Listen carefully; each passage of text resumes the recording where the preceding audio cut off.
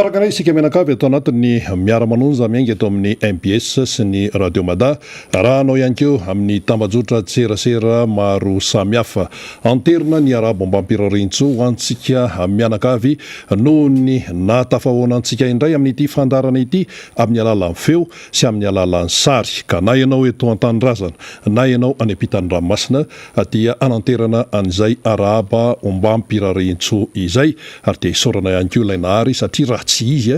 tsy afaka miaona amin'ny alalan'ny miara-manonja MPS sy Radio Mada isika rehetra. Izay no hoe lantokolasy sy tompom-bavy fa ny fandehan'ny fandarana amin'ny ankapobeny dia eo ny famakafakana sy ny famelabelarana sy ny fanomezana vaovao isan-karazany. Eo ihany koa ny fandraisana anjara ireo ampisehatra maro samihafa ka nisan'izany ny namana Fanirina Zafy Manantany hitondra famakafakana izy arakaraka ny fandaminana eo. Efa tazako ihany koa ny député Rambosalama Emilien voafita tamin'ny alalan'ny Tiko Madagasikara tetsin'ny boriboritany fahaefatra ary dia manakambara ihany koa izy amina lafin-kevitra maro samihafa, nisan'izany ny Covid, nisan'izany ny tsy fandriampahalemana, ny resaka Tiko Madagasikara sy ny sisa hoentiny eo ary tsy azo adinoina ihany koa fa misy ny namana avy any Toliara 2 izay tonga eto Antananarivo ihany koa iresaka rahapirenena, iresaka momba ny Toliara, iresaka momba ny rano satria dia miaina any amin'izany toerana izany izany namana izany manakambara tokoa ary hitantsika moa ny toe-javatra farany teo tamin'ny fanamarihana ny aniverseran'ny président Marc Ravalomanana reny ny zava-misy zanaka Toliara no iteny eto dia ny fanirina dia hoe ny ahafahanao manaraka hatramin'ny farany izany miara-manonja miainga eto amin'ny MPS sy ny Radio Mada izany. Miaraba Faniry Zafy Manantany anao vetrany sehatra re. Dia miaraba Rina, miaraba ny teknisiana izay miasa amin'izao fotoana izao na ny eto atoerana misy ny fampitana mivatana ny onjam-peon'ny MPS sy ny fahitalavitra na ireo teknisiana miasa any amin'ny Radio Mada na ireo miasa any ambony tsimbona sy any faritra rehetra izay mandray ny MPS. Misy teknisiana ihany koa satria dia misy ireo toerana mandray mivatana ty MPS ity ka mandefa izany any amin'ireo faritra sy distrika izay andraisantsika ity fandarana ity. Arak'izany marobe ireo nangataka aloha zany kokoa sy ny araba voamaraina avy ety amintsika. Anisan'izany ny namana any Mananaravaratra, ny namana ny Maroantsetra any, ireo tanora Tiko Madagasikara izany. Fa eo ihany koa ireo namana izay any Amparafaravolo miaraka amin'ny Tonton Raexa zany ireo etsy Antsirabe izay tsy lavitra antsika moa vakina karatra zany rehetrarehetra izany. Anaovana kokoa antsika menakavy akoatra ny etsy Avaradrano Ambohimangakely zany. Ny 420 ora angambany tsy dia tena ho lava resaka tsika fa ny vaovao an'ny Toliara no resahantsika. Eo ampiandrasantsika amin'izao fotoana izao ny redynamisation satria hiverina androany ny fameloma maso ny Antoko Madagasikara izay any Betany amin'ny QG Betany any Toliara no anatanterahana izany ary dia efa vonombonina ireo mpikatroka Tiko Madagasikara. Rehefa nisakana moa tamin'ny lahady teo izay niaraka tamin'ny fitsingerenana ny taona nahaterahan'ny filoha Marc Ravalomanana izany dia ho tohizana hatrany izay fameloma maso ny Antoko Madagasikara izay satria efa miandry izany ny vahoakan'ny Toliara sy ireo mpikatroka timma zany izay avy amina distrika maromaro tonga ao an-toerana amin'izao fotoana izao. Ho ampitaitsika araky ny fahazonana ny vaovao any toerana ny fizaram-baovao eto amin'ny fandarantsika arakaraky ny azona izany. Fa mbola iny resaka Toliara iny dia maromaro ny faneho-kevitra fanamelohana ny zavatra nitranga tany Toliara izay nampiarina tamin'ny Tiko Madagasikara, tamin'ny RMDM, tamin'ireo vahoaka tany toerana izay liana sy anisan'ny saika hanarika ny fiaonan-dehibe tao amin'ny Magro Toliara iny kanefa voasakana no ny antony tahotra avy amin'ny fitondram-panjakana ka nampiasa izay herim-pamoretana izay. Izany moa dia nifanindry tamin'ny fankalazana ny tsingerin-taona nahaterahan'ny filoha Marc Ravalomanana. betsaka ny nanameloko an'ino isika ary isy mihitsy aza ireo sokajon'olona sy sokajy pikambanina samihafa zay ametraka fitoriana eo amin'ny sehatra iraisam-pirenena satria manarony zon'ny hafa ny fihetsika nataon'ny tano filaminina araka mibaiko zay nataon'ireo tompona ndraiky mpanjakana samihafa miafina ao ambadika izay resaka covid-19 zay na resaka ihany koa fandrarana famoroina tsy nahazo alalana izany ny zon'ny mpanjifa ihany koa zay tokony nampiasa izay fahafahana izay amin'ny mahandro iraisam-pirenena ny tamin'ny 10 volana desambra lasa teo dia tsy afaka naneo zay hevon'izay ihany koa ary dia misy vondro pikambanina samihafa zany manomana izay fitoriana izay eo amin'ny sehatra iraisam-pirenena. Ankoatran'izay ateo nivon'ny antenimieram-pirenena moa zany dia lany teninivon'ny ty andry mpanjakana mpanao lalàna ity eny tsy mazaza izany ny lalàna mifehy ny tetibola 20 sy 20. Izy ity moa zany de efa nisy ny fandaniana izany araka ny asam-bomiera teny am-boalohany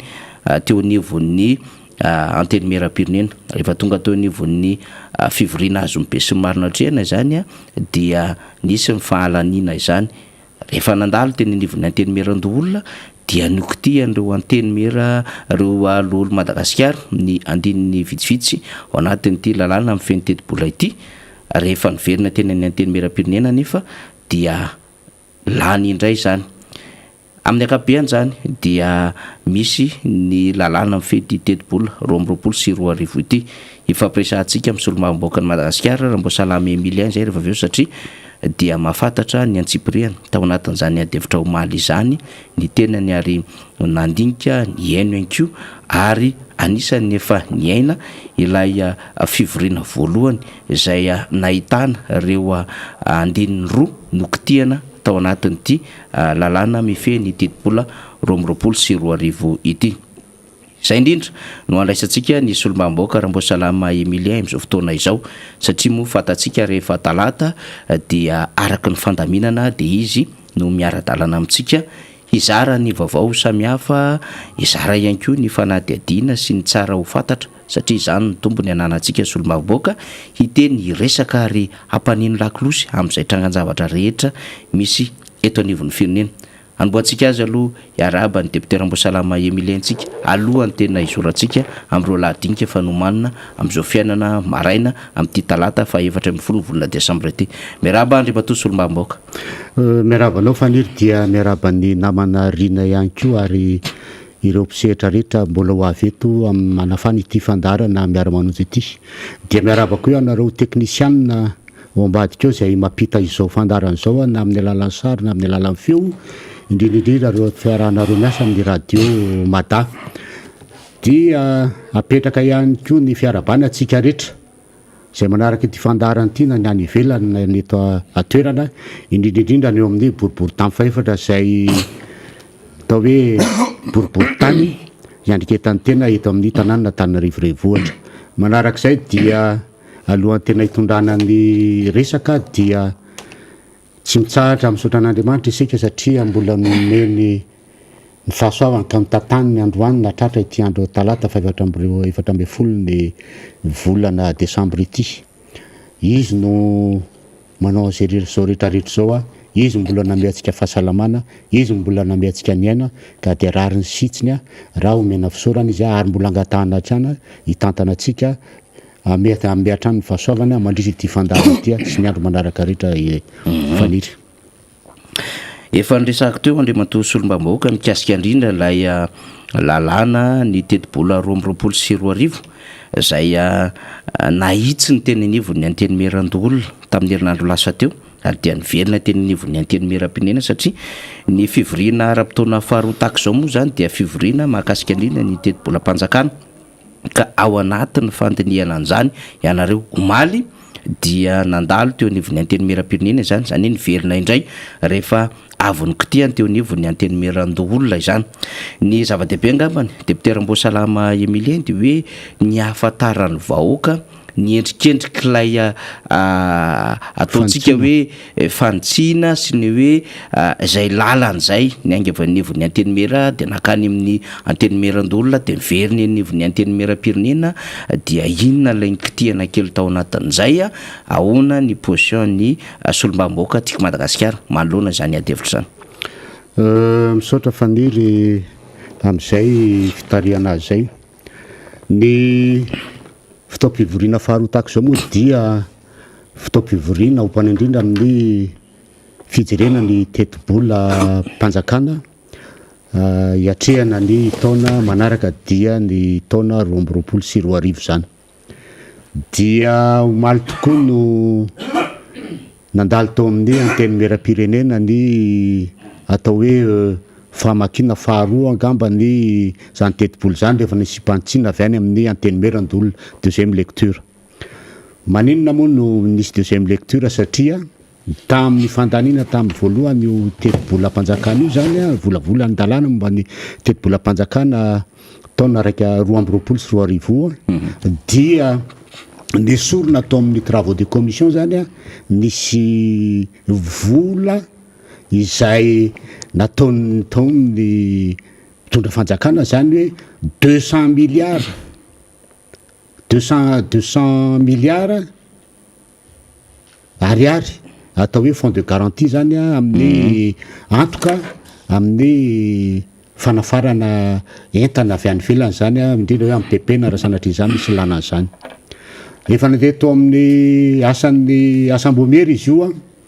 dia tsy nikena satria hafahafa ihany no ahitan'izany vola hoe 200 milliards dia tonga dia apetraka any amin'ny compte-ny ministre ny ministera ny fitantanam-bola zany dia vola azo kirakiraino zany raha ohatra ka hoe misy anafarana produit de première nécessité na matériaux de construction ohatran'izany. Zany hoe tonga zany dia mandeha avy hatrany zany le eritreritra hoe io vola io zany rehefa te hikitika le société mpanjakana le SPM tia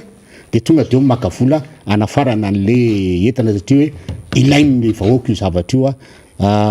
produit de première nécessité ary maika io zavatra io tsy nekeny tao amin'ny asam-bomery zany fa hoe esory io fa tsy mazavy io ary manina tonga dia tsy maintsy no atao ary mety tsy ho araka koa rano fikitena zany zavatra zany. Dia rehefa nesorina io zavatra io dia natao hoe any amin'ny nafindra any amin'ny budget de transfert zany. Dia rehefa noentina atao amin'ny asan'ny atao amin'ny session plénière izy io dia ny eo amin'ny asam-bomery moa dia mazava ho azy fa ny team ihany no mpanohatra ao fa ny sisan'izay zany dia pomban'io fitondrana io dia rehefa lany azy atao dia nitsipahana izy menakavy indray zavatra io fa avireno amin'le 200 milliards voalohany le verina hatramy voalohany. Dia dikan'izany zany mazava be fa zay lan'le maronisa solombavavoaka maronisa tao anatin'ny asam-bomery dia nitsipahany solombavambahoaka maronisa tary amin'ny séance plénière. Dika zany fa na isamizy azy dia efa misy ahia be dia be amin'io fampiasana ny vola 200 milliards d'ariary io zay atao hoe vola antoka amin'ny fanafarana produit de première nécessité na matériaux de construction zany. Dia efa nalefa tany amin'ny antenimerandolona izy io dia iny no jeren'ny antenimerandolona fa novainy zany hoe tsy natao hoe vola kirakiraina tsony le izy zany tsy natao hoe hors opération d'ordre zany hoe ivelan'ny asa marika fantsina fa natao ao anatin'ny opération d'ordre zany hoe ao anatin'ny asa marika fantsina zany hoe io vola io zany dia mijanona ihany io vola io fa tsisy vola kirakiraina tsony fa sora-bola sisa zany hoe tsisy raha sanatr'izany zany misy an'izany hoe ilana azy maika zany dia tsy misy vola mivoaka hoe alainy ty vola ty dia afindra ary fa samy compte eo ihany zany no fampidirana azy dia eo dia vita zany hoe zay mieritreritra zany fa hoe ahita vola lela vola amin'io de tsy isy fa samby compte eo ihany de mampime am'liza de zao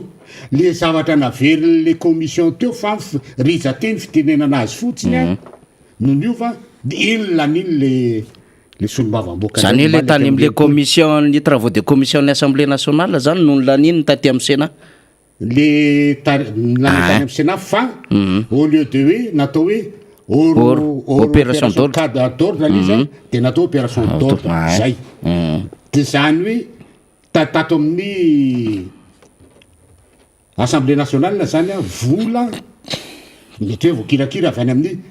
ministéran'ny fitantanam-bola zany no mahafaka mikirakira izy fa rehefa miverina avy any amin'ny Sénat izy zany de tsy fikirakirana vola nakely aza fa sora-bola fotsiny eo a raha ohatra zany hoe ividy entana ianao dia ohatra hoe arivo mividy ny entana de ty vola arivo amin'ny compte 68 tia de mivadika ary amin'ny compte hafa mba hanafarana l'entana fa tsisy hoe maka vola ato ianao na manao transfert de misitona vola ry zay zany no mahasamihafa li zany hoe mampime am'li zany de zao hoe le zavatra nolanina ary nitsipahany tao nolaniny asambomiery de nitsipahany session plénière ny solombavambahoaka no naveriny tary amin'ny antenumeran-doolona fanovana fotsiny rijateny de nolanina tao amin'ny séance plénière de zany hoe tena hita mihitsiny zany ohatrany hoe fanaovana tsinitsinina ary mametram-panontana ihany hoe mba ahoana moa zany le tena atao hoe qualité le solombavambahoaka rito amin'ny zavatra ohatran'izany zavatra kely ohatran'izay fotsiny dia nolanina izy menakava maninona raha ny lanina taty am-boalohany tamin'ny travaux de commission de lanina tao amin'ny séance plénière atao amin'ny antenimera de lamina fa ty zany tena ohatrany hoe fanaovana tsinitsinina mihitsiny zay ny zava-miseho tamin'le izy zany tenenina moa eto zany fa ny atokotiko Madagasikara efa hatramin'ny voalohany de fa tsy nanaiky an'io teti-bolo zao inona ny antony satria tsy arakaraky ny eritreretan'ny solombavambahoaka tiako Madagasikara groupe parlementaire tiako Madagasikara no teti-bolo satria ny tena ny eritreretan'ny solombavambahoaka tiako Madagasikara zany de hoe ny any amin'ny social zany ny tena tokony hojerena akaiky ary tena mila ampitomboina na ny any amin'ny fianarana zany na ny any amin'ny fahasalamana zany na ny amin'ny soadrim-pahalemana zany na any amin'ny fametrahan'ny fijerenasa ho an'ny olona zany fa ny fitondrany ty moa dia nabekarina vazary nabekariny reo fantenengy reo ny fa any amin'ny fanaovana fotodrafitrasany azy ny tena eritreretiny nefa fotodrafitrasa zany any zavatra ponctuel no ahitana asa sy zany aman'olona fa raha eritrereto fotsiny hoe le raha anao fotodrafitrasanao lalana ianao bon ilaina ny lalana fa firy ny olona hiasa amin'iny pere na aritra hiasa amin'ny lalana iny tsy zavatra oatra zany tadiavin'olona fa tadiavin'olona de hoe le olona tsy manana asa mihitsiny natao zay ahitany asa mba ahafahany miasa mamelo ny vady aman-jany zay olona marobe ao tokantrano mandritiny 3 taona 2 taona fa tsy asa ponctuel kely fotsiny atao hoe manao an'io ohatra hoe anao an'io terrain manara-penitra de vita eo 3 volana 4 volana de eo de tsisy asa lolo zany ty fanjakany ty ka zay ny atony hoe tsy nefa nany kenay an'io tolo-dalàna momban'ny fitantanana ny teti-bolam-panjakana 2022 io zany fa dia zareo moa nanao azy izy maronisa zay ny eto hoe demokrasia ny zareo maronisa de lany le izy tamin'ny olona 5 zany atao amin'ny assemblée nationale zay zany ohatrany hoe mampime le izy fa tena feany zany raha momban'iny de zao hoe mampime zany le solombavambahoaka ary mialatsiny za solombavambahoaka fa mampime zany le solombavambahoaka tenenina hoe aza fidino fa ty atao de lasa tsy mifidy an'iny daholo tamin'ny première lecture de deuxième lecture miverina avy andray de lanina tsisy nandana rehefa de mampime zany hita hoe tsy manana an'le tena hoe personnalité na solombavambahoaka fijoroana maizy azy zany solombavambahoaka namanao mialatsiny amin'ny tenany zany fa baikena hoe ty ary de ary fa mba raha mba hiteny hoe fa maninona moa ty zavatra ty tsy maintsy ohatran'izao zay le olana amin'le solombavambahoaka ary zany miprofa fa raha zay no ahitana hoe tsy mandeha le fiainam-pirenena satria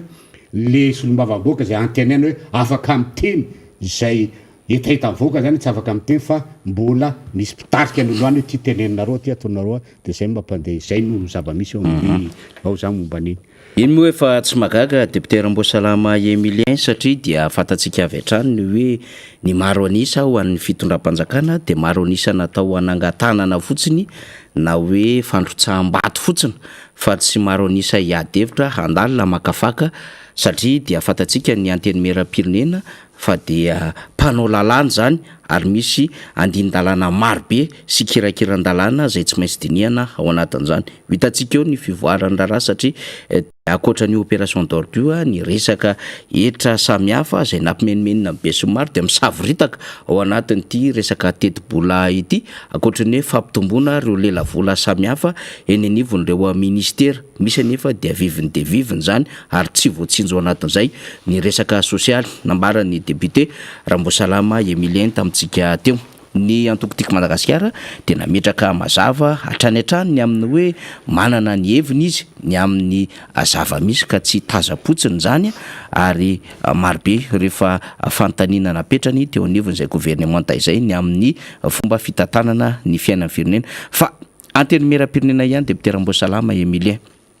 dia miroso ihany koa ny asa na izany na tsy zany eo resolo mamoaka antsika Madagasikara izay manarady ny filoha Marc Ravalomanana ny Atsimo, eo resolo mamoaka ny Madagasikara izay manao ny asa samihafa miparitaka eto an-drenivohitra sy any amin'ny faritra hafa any, fa eo ihany koa izay manatrika ny fivoriana. Raha ny fantatra député Ramboasalama dia nisy indray fampijoroana voamera eo anivon'ny antenimieram-pirenena hanokana fanadihadiana na hanokatra fanadihadiana mahakasika na anton-javatra vitsivitsy izany. Inona ny azo ambara amin'izay député? Marina tokoa zany faniry ary eto moa dia sady manao anton'miara-manonjy ity no manao tatitra amin'ny vahoaka rehetra eto Madagasikara metimety zay efatra zay anisan'ny atao hoe andraikitra nisy lombavoloaka fampafantarana vahoaka ny zava-misy eo amin'ny assemblée fanaovana tatitra zany ka akoatran'ny commission d'enquête parlementaire zany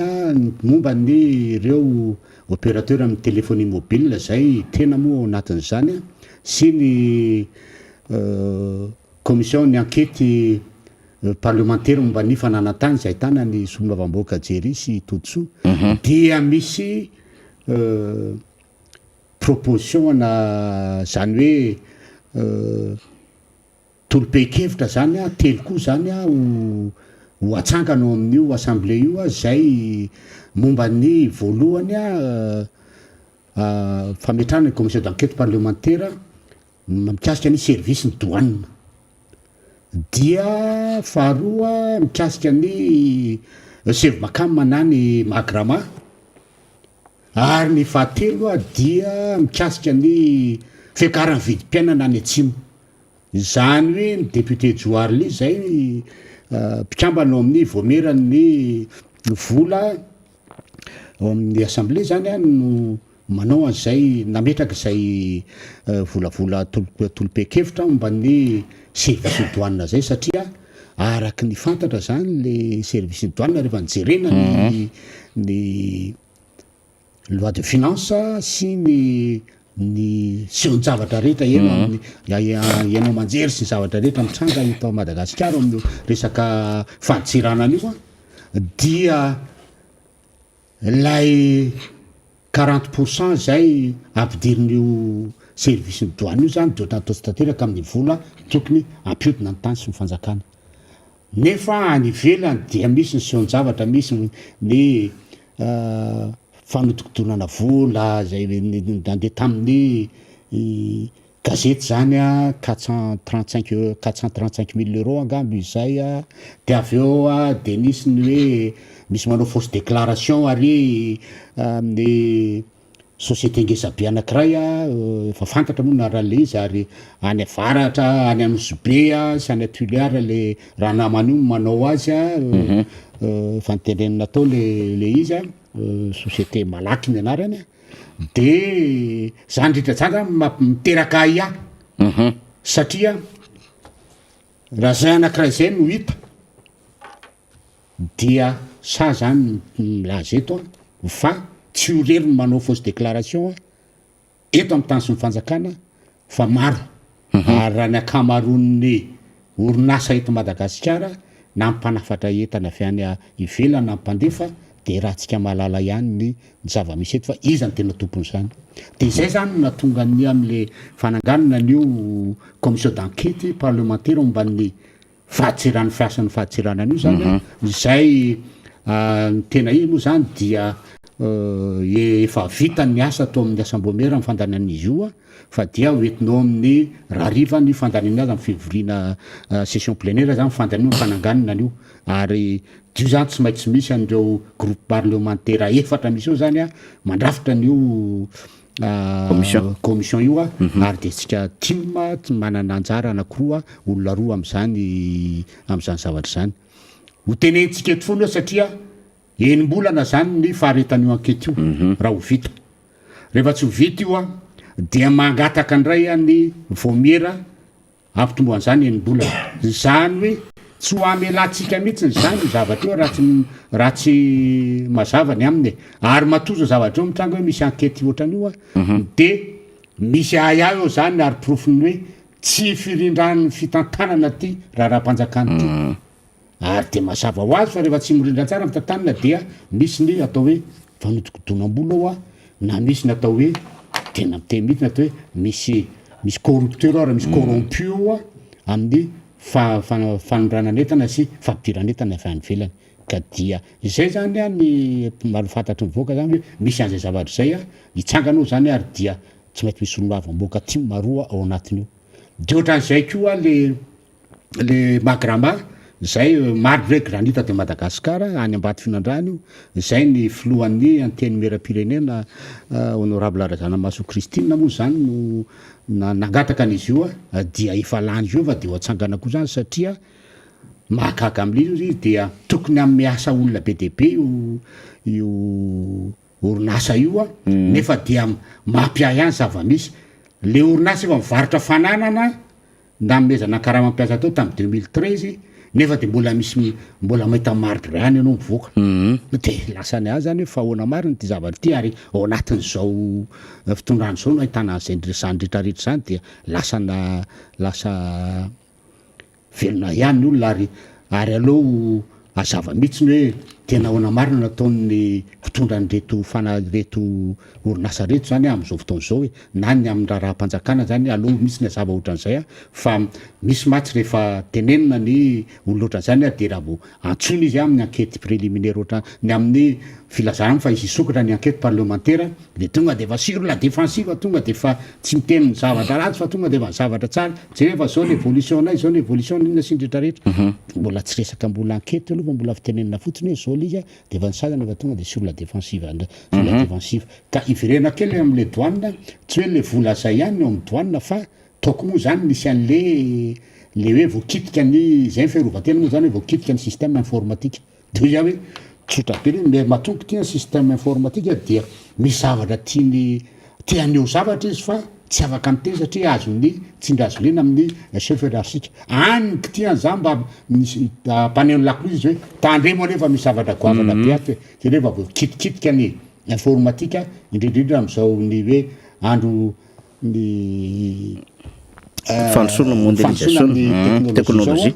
dia tonga sainadolo ndretra hoe efa enjana be ny atao hoe ny sécurité sy ndretrarehetra am'ty nouvelle technologie ty kanefa mbola voana voakitika ihany de lasa saina de zavatra hoe mety hitrango adolo zavatra nafenina reo de mety ho zay koa miatoka hoe aloha atao le izy de mitafitro anatiny koa efa tamin'ny 2017 nefa tapitra ny fanarana tamin'le gasnet sy miaraka amin'ny SGS am'ty resaka momba amin'ny scanner fijerena ny entana rehetrarehetra tonga sy ny mandeha zany de maninona mbola mitoy any de valite moa de tsotra hoe partenariat io miaraka amin'ny fanjakana ka rehefa ny anankiray de juste hoe tsy hanao tsony dia zay voarava le tanko hoe mbola tsisy mitena zay zany de mandeha le izy eo zany malasafisaina satria rehefa natao ny enquête tsotsotra dia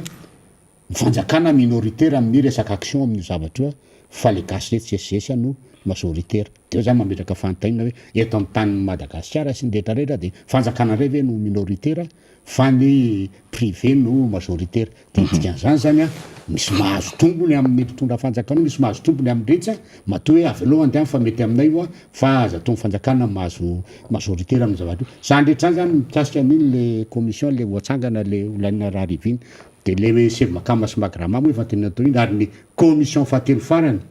dia maninona no miaraka bidy a zay tsy zakan'ny olona tsony a ny vidin'ny PPN sy ny matériaux de construction any atsimo satria dia tafaka hatrany amin'ny herinalina fito alina izy sy manankiray nefa dia lazaina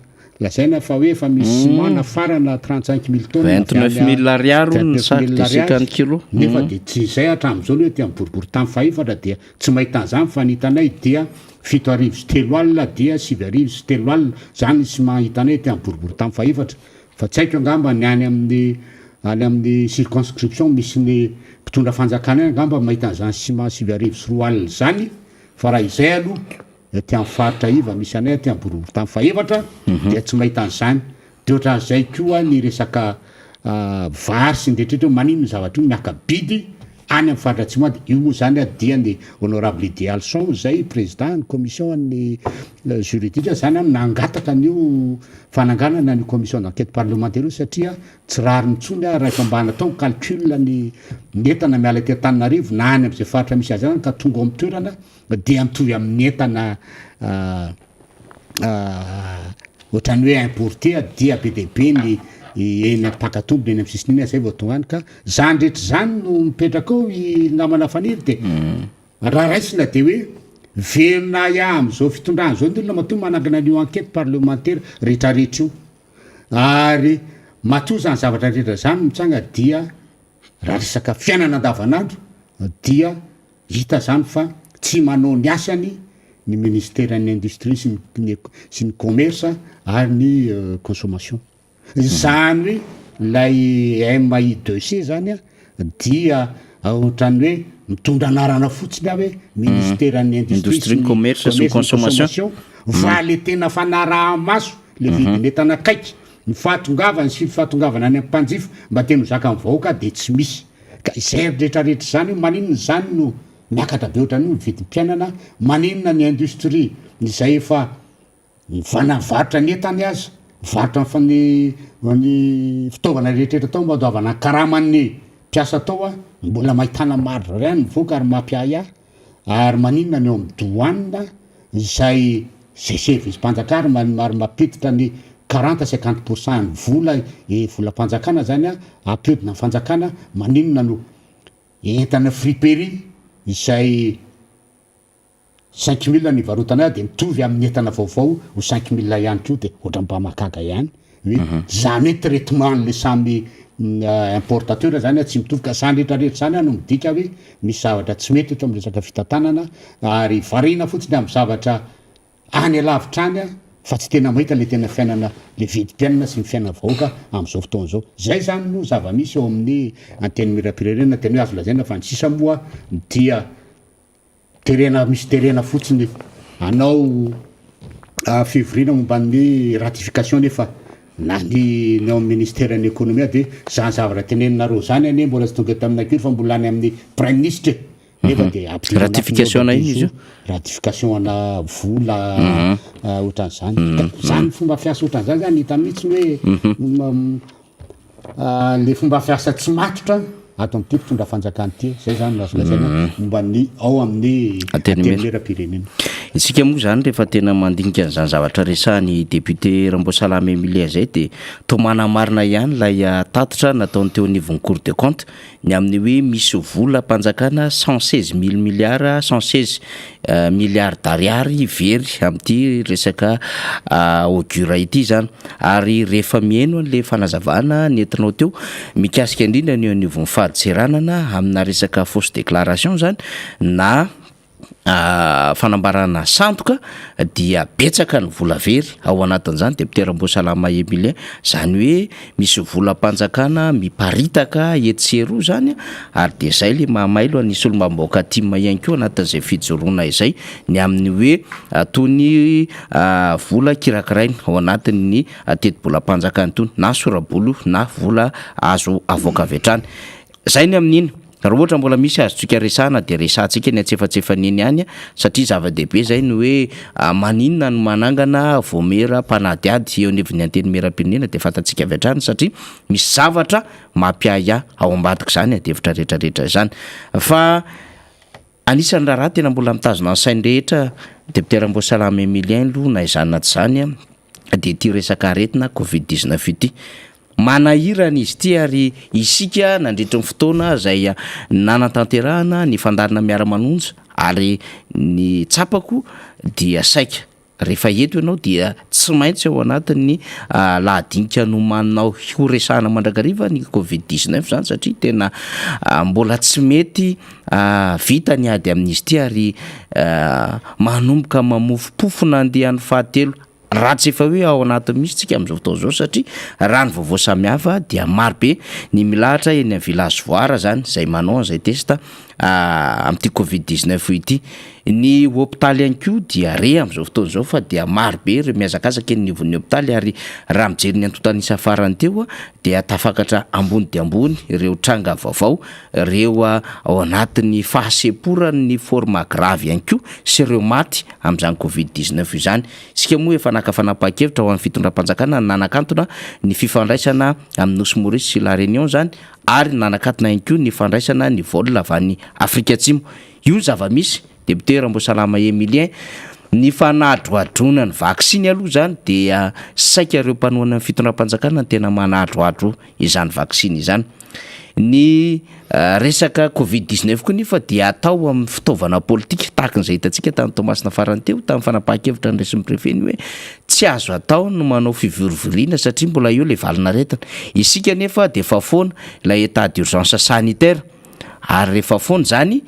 dia ny geste barrière sisa no ampiarina. Iny de tsy hita tsara ny hoe lalàna inona mametraka ny geste barrière iny fa iny dia niverina fotsiny hoe fifampitondrana eny anivon'ny fiarahamonina zany.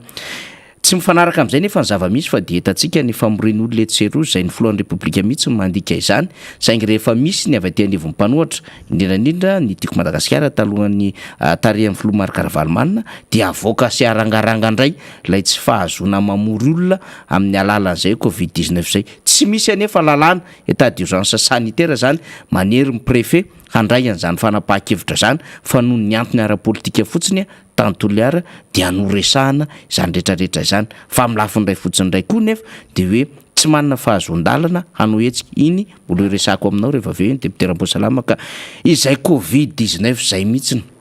betsaka ny manahy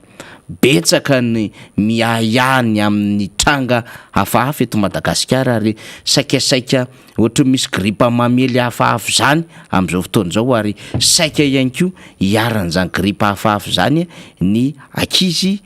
zay hita eny amin'ny natoeran-tsekoly ary misy sekoly samihafa de efa nanakatona mialoha mihitsiny ny sekolony zany na eto Andrenivohitra raha deputeram-boasalama Emilien. Eo angambany no tsara hitondrana hady hevitra na fanazavana na mety ho fanadiadiana sy antso mihitsiny hanamavisantsika amin'ity ady lehibe ity. Marina tokoa ny teninao tao faniry fa isaky miakatreto ny tenako dia tsy maintsy miteny an'io Covid-19 io inona ny antony dia voalohany indrindra amin'ny ho antsika zany dia ny fahasalamana no voalohan-karena ary zava-dehibe loatra ny fahasalamana zany ka ty Covid tia dia tsy mifakaizy tia fa ohatran'ny fijerenana atao hoe sida zay tena aretina mamono no hijerentsika an'ity ka tsy maintsy jerena arahana akaiky zany ty zavatra ty. Faharoa manarak'izay dia entina hitenenana an'le mpitondra fanjakana koa fa izao zavatra zao no mitranga eto amin'ny tany sy ny fanjakana de tsy inona fa noho ny tsy fandraisan'ny fanjakana ny andraikiny zany. Inona ny ilazako zany tsy mandray andraikitra ny tsy fitenenana fotsiny marina isan'andro mba nitare maritra amin'ity resaka aretiny ity firy ny tranga vaovao firiny ao anatin'ny forma gravy firy maty dia efa zava-doza ho an'ny vahoaka zany maninona ny atony dia zavatra tsotra rehefa tsy tenen'ny isan'andro a ohatran'ny hoe finanana fanafody ho an'ny olona maraina taondro ariva na hoe isaky ny ariva fotsiny mba hahafahany tsirairay mieritreritra ny amin'ny tokony hitondran'ny tenany sy hitondran'ny fiarahana ny amin'ny olona ao atokantrano na amin'ny eny amin'ny fiarahamonina dia efa tsy mety zany zavatra zany satria rehefa tsy mahazo an'io androany a dia ohatrany hoe tsy misy zany milamina zany fa rehefa tenenina amiko kosa io isan'andro ka hoe androandy sanatr'in'izany ronjato ny voa raha petso miakatra efapolo sy ronjato zao nisan'ny sitrana zao nisan'ny maty dia efa mba mieritreritra ary hitandriny hoe aloha rovako ny tenako a mba hafahako miaro ny fianakaviako sy miaro ny olona manodidina amiko ka zay zavatra zay ny teneniko hoe fotana mafato an'ity mpitondro ty mihitsy ny any tsy fitenenana ny marina momba nyity aretin'ity ary anisan'ny antanin'ny olona azy izao andraiky izao a amin'ity zavatra mitranga ity efa nanomboka tamin'ny volana novambra vo ny sokafana ny espace aérien niaraka tamin'ny avy any Maurice la Réunion sika nefa nitenina an'ity zavatra ity ary efa nomboka nitranga atao Morondava dia efa nomboka nitenitsika hoe raha izao no mitoy a dia ho rakotra ty Madagasikara ity tsy dila ny teny tsy fanadiadina tsy diso fa aizitsika izao faritra 17 zao a no efa feno eto Madagasikara 5 sisa tsy dirany ty a Covid ty ary ny eto Madagasikara am'izao fotoana zao a dia ny eto Analamanga ny tena feno satria dia Analamanga dia misy 578 cas amin'ireo 994 hita vakina karatra amin'ny manaraka azy a 183 dia hitanareo am'izany fa tsy arakaraky le fitenenan'le fanjakana hoe nateny amin'ny fiorana tamin'ny gouvernement dia voafe lany andro amin'ny atao hoe fitenenana fotsiny le fanjakana fa tena fidininy fotsiny zay andraikitry zareo ny manentana na vahoaka amin'ny fanajana andreo fepetra rehetrarehetra reo a dia tsy ataony ka zany rehetrarehetra any tsy fandraisana ndraiky ny fanjakana ohatran'izany dia midika ao anay fa ny fanjakana misitsy no manao zay elezanyity aretin'ity ary mampanao an'ity zavatra ity hoe aloha andeha io a fa tsy problème zany zay mifahitanay azy maninona ny préfet Antananarivo no niteny hoe ho andray andraikitra sazy enjany zay a ho an'ny olona mandeha amin'ny arabe ka tsy manao kasibosy aizany zao misy policier manao circulation misy gendarme manao circulation misy olona mandeha tongotra eny a mandeha manao kasibosy fa ataony aty amin'ny soka ataony aty amin'ny tenda misy ary sasany dia tsy manao mihitsy tsy misy fitenenana na kely azy nefa dia ny amin'ireny lalana lehibe reny a misy atao hoe passage gébré zay andehanan'ny olona misy polisy vavy mampita ny polisy vavy manao kasibosy fa ny olona tsy manao dia tsisy fitenenana kely azy tadio tsara fa tompona anaikitra amin'izany nareo fanjakana ary reny olona reny a dia tsy ny aty amin'ny mpanohatra mihitsy no mampiasa an'ireny olona reny fa ianareo amin'ny fitondrana zay teneniko eto hoe tsy fandraisanareo andraikitra ny amin'ny fanentanana ny olona anao vaksiny voalohany indrindra sy ny amin'ny fanentanana ny olona anaja ny fepetra edina amin'ity aretin'ity a no mahatonga an'izao zavatra zao ary eto dia teneniko eto fa ny ministeran'ny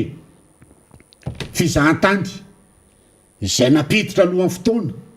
ny mpizahan-tany satria hoe mijaly loatra reo mpisehatra amin'ny fizahan-tany a zay tsy nametraka amin'ny fepetra enjana tsara amin'ny fidiran'ny olona reo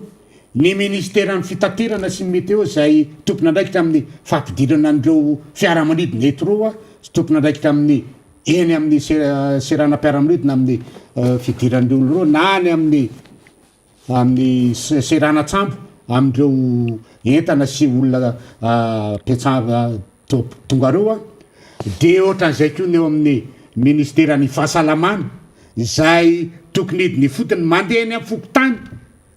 mitety ny fokotany elakelatrany eny amin'ny csb eny amin'ny hôpitaly rehetrarehetra eny ary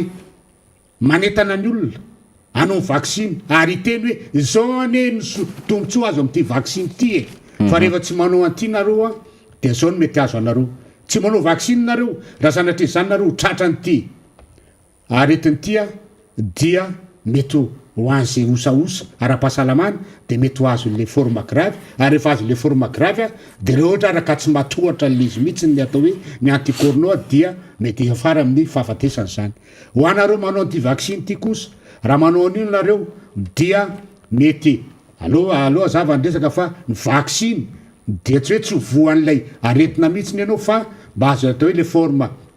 modéré mety seriserena kely fotsiny a de afaka fa tsy tonga am'le forme grave ary mihitsy zay zavatra mitranga am'izao fotoana zao satria araky ny teninao misy be de be tokoa satria le raha ny filazandreo manam-paizana zany momba an'ty omicron sy ty zavatra ty covid ty dia kokoaka kely fotsiny anao de seriserena kely a dia aveo a ohatran'ny vizambizana fa tsy ohatran'le taloha le tam'le covid taloha zany hoe de tena tonga de miakatra be ny température dia tonga de mangatsika be mivatana sy ny rehetrarehetra de eo anao fa taraiky ambony fandrinao sy ny rehetrarehetra tsy ohatran'zany ka mety evo samy mihitsy ny zavatra mety eto am'izao fotoana zao satria raha io 578 io atao Tananarivo 900 no hita 980 sur 7000 zany hoe fa tafakatra 12% zany raha atao mikajy de eritrereto hoe fa raha manao fizany zany tsika manao test eran'ny madamreo fatra fito ambe folo na misy reo a ka atao hoe miakatra hatrany amin'ny 20 000 test natao de eritrereto fa efa ho tafakatrany amin'ny hoany am 2000 any zany a na 4000 any zany ny mety ho positif raha ohatra zao fandehany zao satria le malagasy a dia tsy manao ataoko hoe mba tsy teniko hoe ny rehetra ny akabetsahany a de tsy mirarahany zany fanaovana kasibosy zany ary la le fanasan-tanàna koa de mbola problème satria ny rano efa raha malala raha Madagasikara problème na rano ary raha misy ara sanatrin' zany dia raha nytenena hoe raha madio nefa raha maloto aveo koa tsy mbola le fahafahany manasa tanana amin'ny savony koa satria minona tsy manam-bola ividianana savony anankiray zay vidiana fitonjato de fa lasa tafakatra arivo izy am'izao fotoana zao niakatra be de zany mbola olana daholo zany any amin'ny fiarahamonina sy ny rehetrarehetra ary na nividanan'ny olona le kasibozy any de mono problème ihany ko satria ny kasibozy a de tsy latsaky ny dimanjato ny morindrindra nefa raha le dimanjato vidina le AGT iny a de andro iny de arina de aiza ny olona nivy dimanjato isan'andro raha ividy indray nefa am'le sasana de mbola hitady savony ihany ko ka eto zany de miatso mpitondra fanjakana hoe efa nahazo vola be nareo menina amerikanina vola be edina am'ty covid-19 ty ataovy ohatrany nataonareo eraeranareo reny vidinan'ny ministra mihitsy no mizara le kasibosy reny a eran'ny fokotany sy ny arrondissement sy ny rehetrrehetra eran'ny faritra ataovy ohatran'zany nanaovanareo anty fa tsy hoe iny fotsinareo any de barakay de vita zao de le vahoaka mena fatiny am'izao fotoana zao ka ampiasao ny vola io vola io a tsy azonareo oentina makaiza fa vola natao a anasoavana amin'ny vahoaka ampiasao io vola io a zay meny avy any velany a mba hitsinjovana ny fahasalamany ny vahoaka ary dia averina eto ndray fa ianareo zao a no tompon'andraikitra amin'ny fianaky ty aretiny ty ianareo a tompon'andraikitra amin'ny fahoren'ny malagasy am'izao fotoana zao satria asanareo no manetana ny vahoaka amin'ny resaka ara-pahasalamana tsy ataonareo zany ary kanefa tadio fa reo vahoaka reo no nametraka anareo amin'ny toerana misy anareo zao fitarana raha-mpanjakana ka dia asakasakareo tenena hoe aleo alan'andrina alam-bahoaka mampalelo any am'izao fotoana zao dia fianarana tokom-bolo itoana ny ohatra ny amin'ny collège Namasina Misely zay atao hoe sekoly lehibe manana maizy azy ny tena koa ny anatao radio dia voaterina atao hoe zay ngamba atao hoe fialanam-pa vakansa lasa alohan'ny fotoana mba tsy partage aretina satria de efa misy tokoa le aretina de eritrereto hoe ao anatin'ny herinandro zany a zay tena tongava le te hoe fialatsasatra zany a de efa misy koro atao hoe ao anatin'ireo klasy firiny ao efa tsy atao ary mety andeha anaraka ny sasany na ny any amin'ny malikoa zany de efa nahita hoe efa misy banky koa zany a efa manomboka ikatona am'izao fotoana zao ary efa manomboka ny manao télétravail satria efa betsaka koa ny mpiasa ao amin'ny banky io a no voan'ny mitondra ny sotraretina momba an'io covid io zany ary farany a dia mbola takiky foana zay rehefa miteneto amin'ny covid aseho io etan'ny fokon'olo leto io etan'voaka malagasy hoe ty le séquenceur de angalaopitsoka amizika tokoa hoe io marina le izy amin'ny fahaizanareo oeraoero ty le séquenceur nafaratsika zy avatarana hoe delta ty na covid le ray be tya na micron ty na brésiliane ty fa hatramin'izao de atao sora madinika ary amin'ny gazety ary hoe efa mana séquenceur tsika mana séquenceur tsika ko maninona ny mbola avy any amin'ny faritra mbola alefany amin'ny institut pasteur fa tsy tonga de direct tany amin'ny laboratoire misy séquenceur atsika ka zany zavatra zany atao vita amin'ny masina io mba andro sainay hoe ho fantatra marina hoe inona marina ny valanaretina covid mameleto brésiliane ve sa afrika atsimo sa inde sa omicron zay angamba momba an'iny namana faniry fa mampalelo izy gravy ka tsipy amindreo ministera anankitelo reo a zandritra re zany mba andraisany andraikitra satria reo ny tompona andraikitra amin'ny felezany zao valanaretin'izao nga rajoelona moa zany rehefa avy namonjy fivorina tany medefy de niakapofona mafy mihitsiny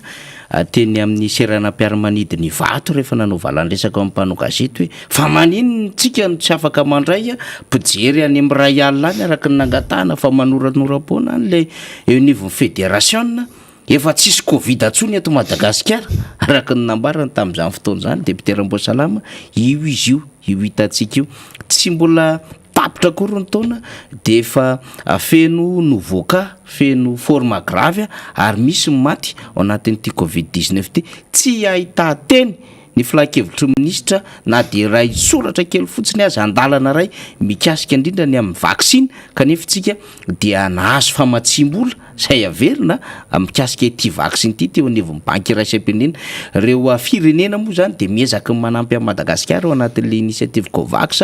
tahaka ny amerikana tahaka ny frantsay ary de efa karazam-baksiny efatra ny tonga eto fa tsy mety manao an'le campagne na vaccination mihitsy le fitondram-panjakana ny CVE ny azo ny resahany CVE tsy hita zay marina amin'le CVE hoe aiza sy ahoana sy orinasa iza sy fanjakana ve no miandraikitra an'io sa orinasa tsy miankina zany rehetrarehetra zany everina fa tokony anokafana fanadiadiana ko satria tena mampisavoritaka ny zava-misy amin'ny akabeany ny mpaminazoana moa zany de tsy navita nama ny zava-misy teto amintsika zany satria iny koa natao fitaovana anankiray ketina zany hanakofana ny zava-misy eto Madagasikara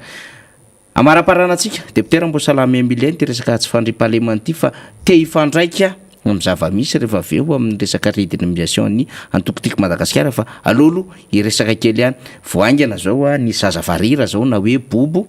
zay nisy naka ny masony tany atsimony nosy tany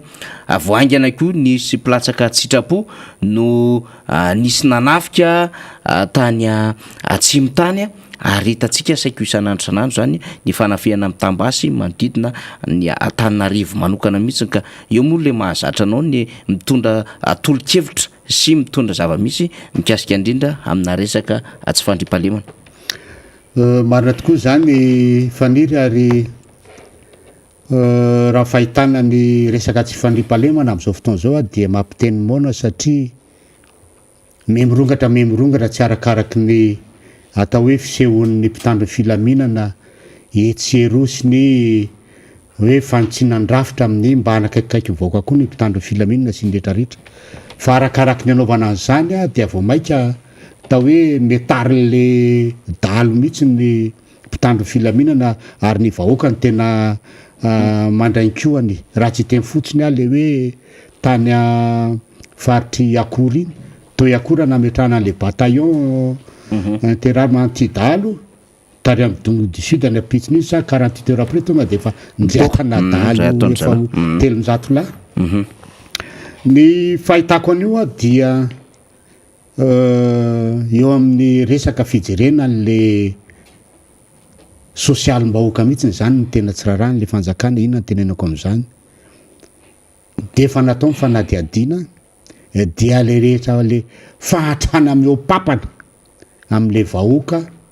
no mahatonga ty tsy fandripahalemany ty eny amin'ny faritra ambany vohatra na aty andrenivohitra raha o amy district en 4e arrondissement zay eo anatin'ny district misy amo zany a dia atao anatin'ny herinandro tamin'ny herinandro ambony zao a dia fokotany telo no na eno na resaka vakitrano sy von'olona zany a fokotany oestakadiboka zao dia tokatrano telo anatin'ny rel no ndriatany zala mba nisotran'andriamanitra fa mba tsisy maty any to fa dia toatrano olo dia namovoka doly ary mba tsisy ko ny atao hoe ny fanolanana deohatran'izay ko ny re amin'ny fokotany ny anosa atao tsinanina voalohany de ohatran'izay ko tery amin'ny fokotany ny oesta maderanamotana sy oesta mananjary iny zany hoe rehefa jirenao zany le fokotany io rehefa tena jirena dia le fokotany le tena amin'ny faritra iva ary tena fokotany le tena atao hoe fokotany mamay inona mahatonga an'izay de rehefa nindona zany de zavatra hita de zao maizina le tanàna ary am'izay maizina zay a dia anisan'ny tena hoe mampetiny fanendahana sy famakina trano amin'ny andro alina maizina le tanàna tsy tia maninona tsy mandray ny andraiky ny mpitondra fanjakana amin'ny resaka fanazavana ny tanàna mampety le fanjakana ty a de neny amin'ny route nationale no asiana ty jiro cobra ty satria eny no hitany zareo a ahitany olona fa hoe miasa fa le ananelakela trano zay andehanan'ny olona maraina be andeha hiasa mandeha amin'ny efatra sasany hodina amin'ny ariva amin'ny valo amin'ny valo sasany maizina maizokitroka tsy misy miraharaha de am'izay a no manarotra ny mpanendaka sy jilasy ny mpanao raty zany a sy ny rehetrarehetra de manarak'izay koa dia ny atao hoe ny lalakely zay andehanany ny olona zany eto moa dia ny olona misy miteny ary misy mandefa any amin'ny Facebook any hoe asan'ny député ve manao lalakely manao tetezakazo sy ndrehetretra dia hoe tsy asan'ny député zany a fa hojerena fotsiny am'izao hoe andreo vahoaka reo raha ohatra ka hoe boboka ny lalana mandeha makany amin'ny any de tsy hojerena fotsiny zany nefa ny mpitondra fanjakana zay mitantanana ny tanàna sy ny ministera tompona andraikitra amin'ny fanaovana andreny resaka lalakely sy ny fanaovana tsy mandray ny andraikiny de hojerena fotsiny am'izao ve le olona ary ny zavatra ohatrandreny dia nelle olona maty hoe resaka hoe fedina fandripahalemana de ny asanjoliany fedina amin'ny tsy fandripahalemana koa de anisan'ny fijerena zany hoe fanazavana ny tanàna mba hatonga ny olona milamintsaina rehefa mandeha mody ny fanaovana ny lalana mba tsisy lavadavaka na misy zavatra maloto na inona mba hilamintsaina mandeha mody fa izany zavatra zany a dia asa mpitondra fanjakana zany ary asan'ny tatana ny tanàna tsy vitan'izany a fa efa nyteneny tokoa dia tsy vitan'ireo vahoaka reo rery ny manao an'izany ny fedina amin'ny tsy fandripahalemana zany fa aoko ny mpitandro ny filaminana efa impiry mandeha tenenina izak'izay mahatsiaro izy fitenenina hoe oleretsy le fanaovana le fitandrona le filaminana ane ka tsy eny amin'ny route nationale le fa ny anelakelatrano any ary fanaovana n'io fitandrona filaminana io ane de tsy fanaovana an'le akanjo maramariny de fitondrana an'le basy fa eo koa ny tena fitadiavana ny hoe renseignement hoe inona marina ny zava-misy any amin'ny fanaovana akanjo civil sy firesahana ny vahoaka tsy any zavatra zany tsy misy fa de hitanao fotsiny ny mpitandro filaminana amin'ny polisy gendarme eny amin'ny route nationale reny raha tsy andray afa tsy amin'ny faritra kely fokotany anakefatra eto amin'ny boribory tany faefatra fotsiny ahako amin'ny arabe anamotana akaiky mitsena anamotana de misy polisy efatra eo eto amin'ny rond point ny route nationale numéro 1 namotana misy tomobile polisy anakireo de misy polisy telo ao dia aty amin'ny RN7 aty akaiky ny pizza gastro de misy polisy anankitelo fa raha mandeha anao zany fanila am'zany fokotany nangarangarana fokotany matrango bary fokotany maderanamotana fokotany oestinakadimboka tsy mahita anao a polisy na anaka mandeha any nefa rehefa mandeha any ianao ahitanao bany fokamoly any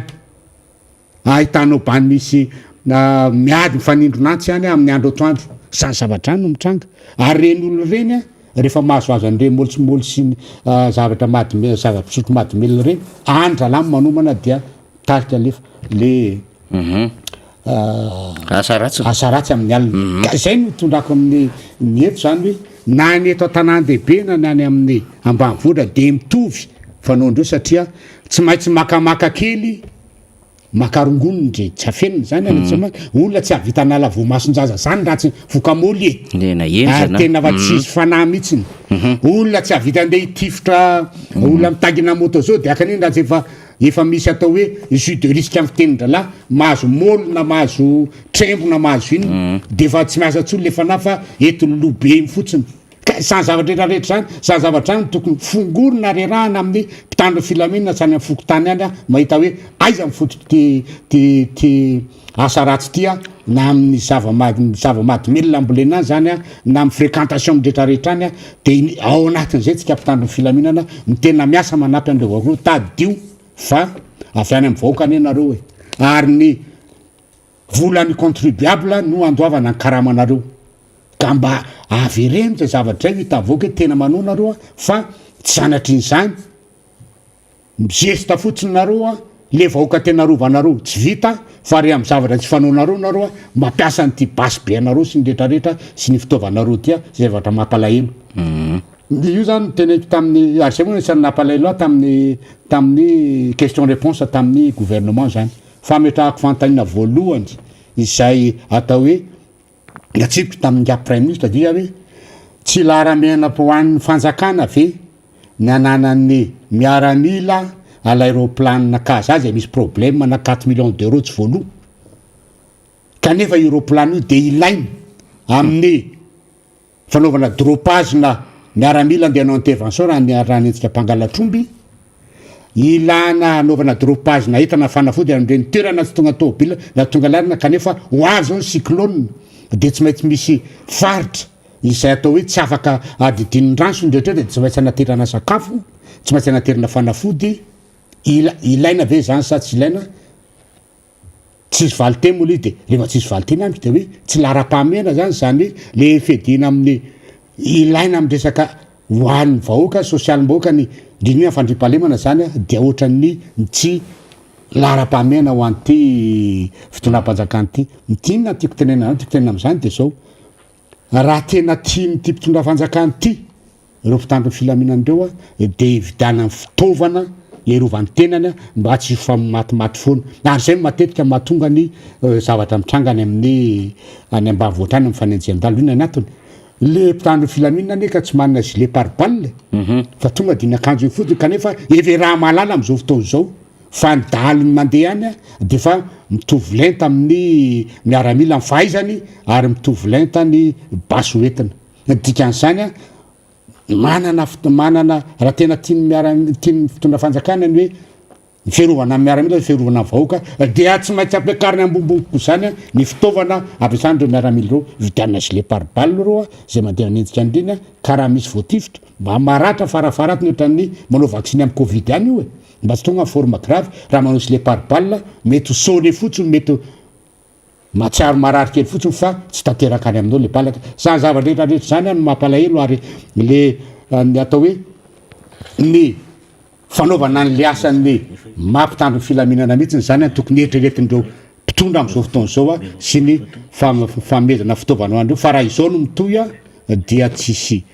raha hovaniny eto ary tsisy filaminana fandrimpahalemana hipetraka zany eto Madagasikara satria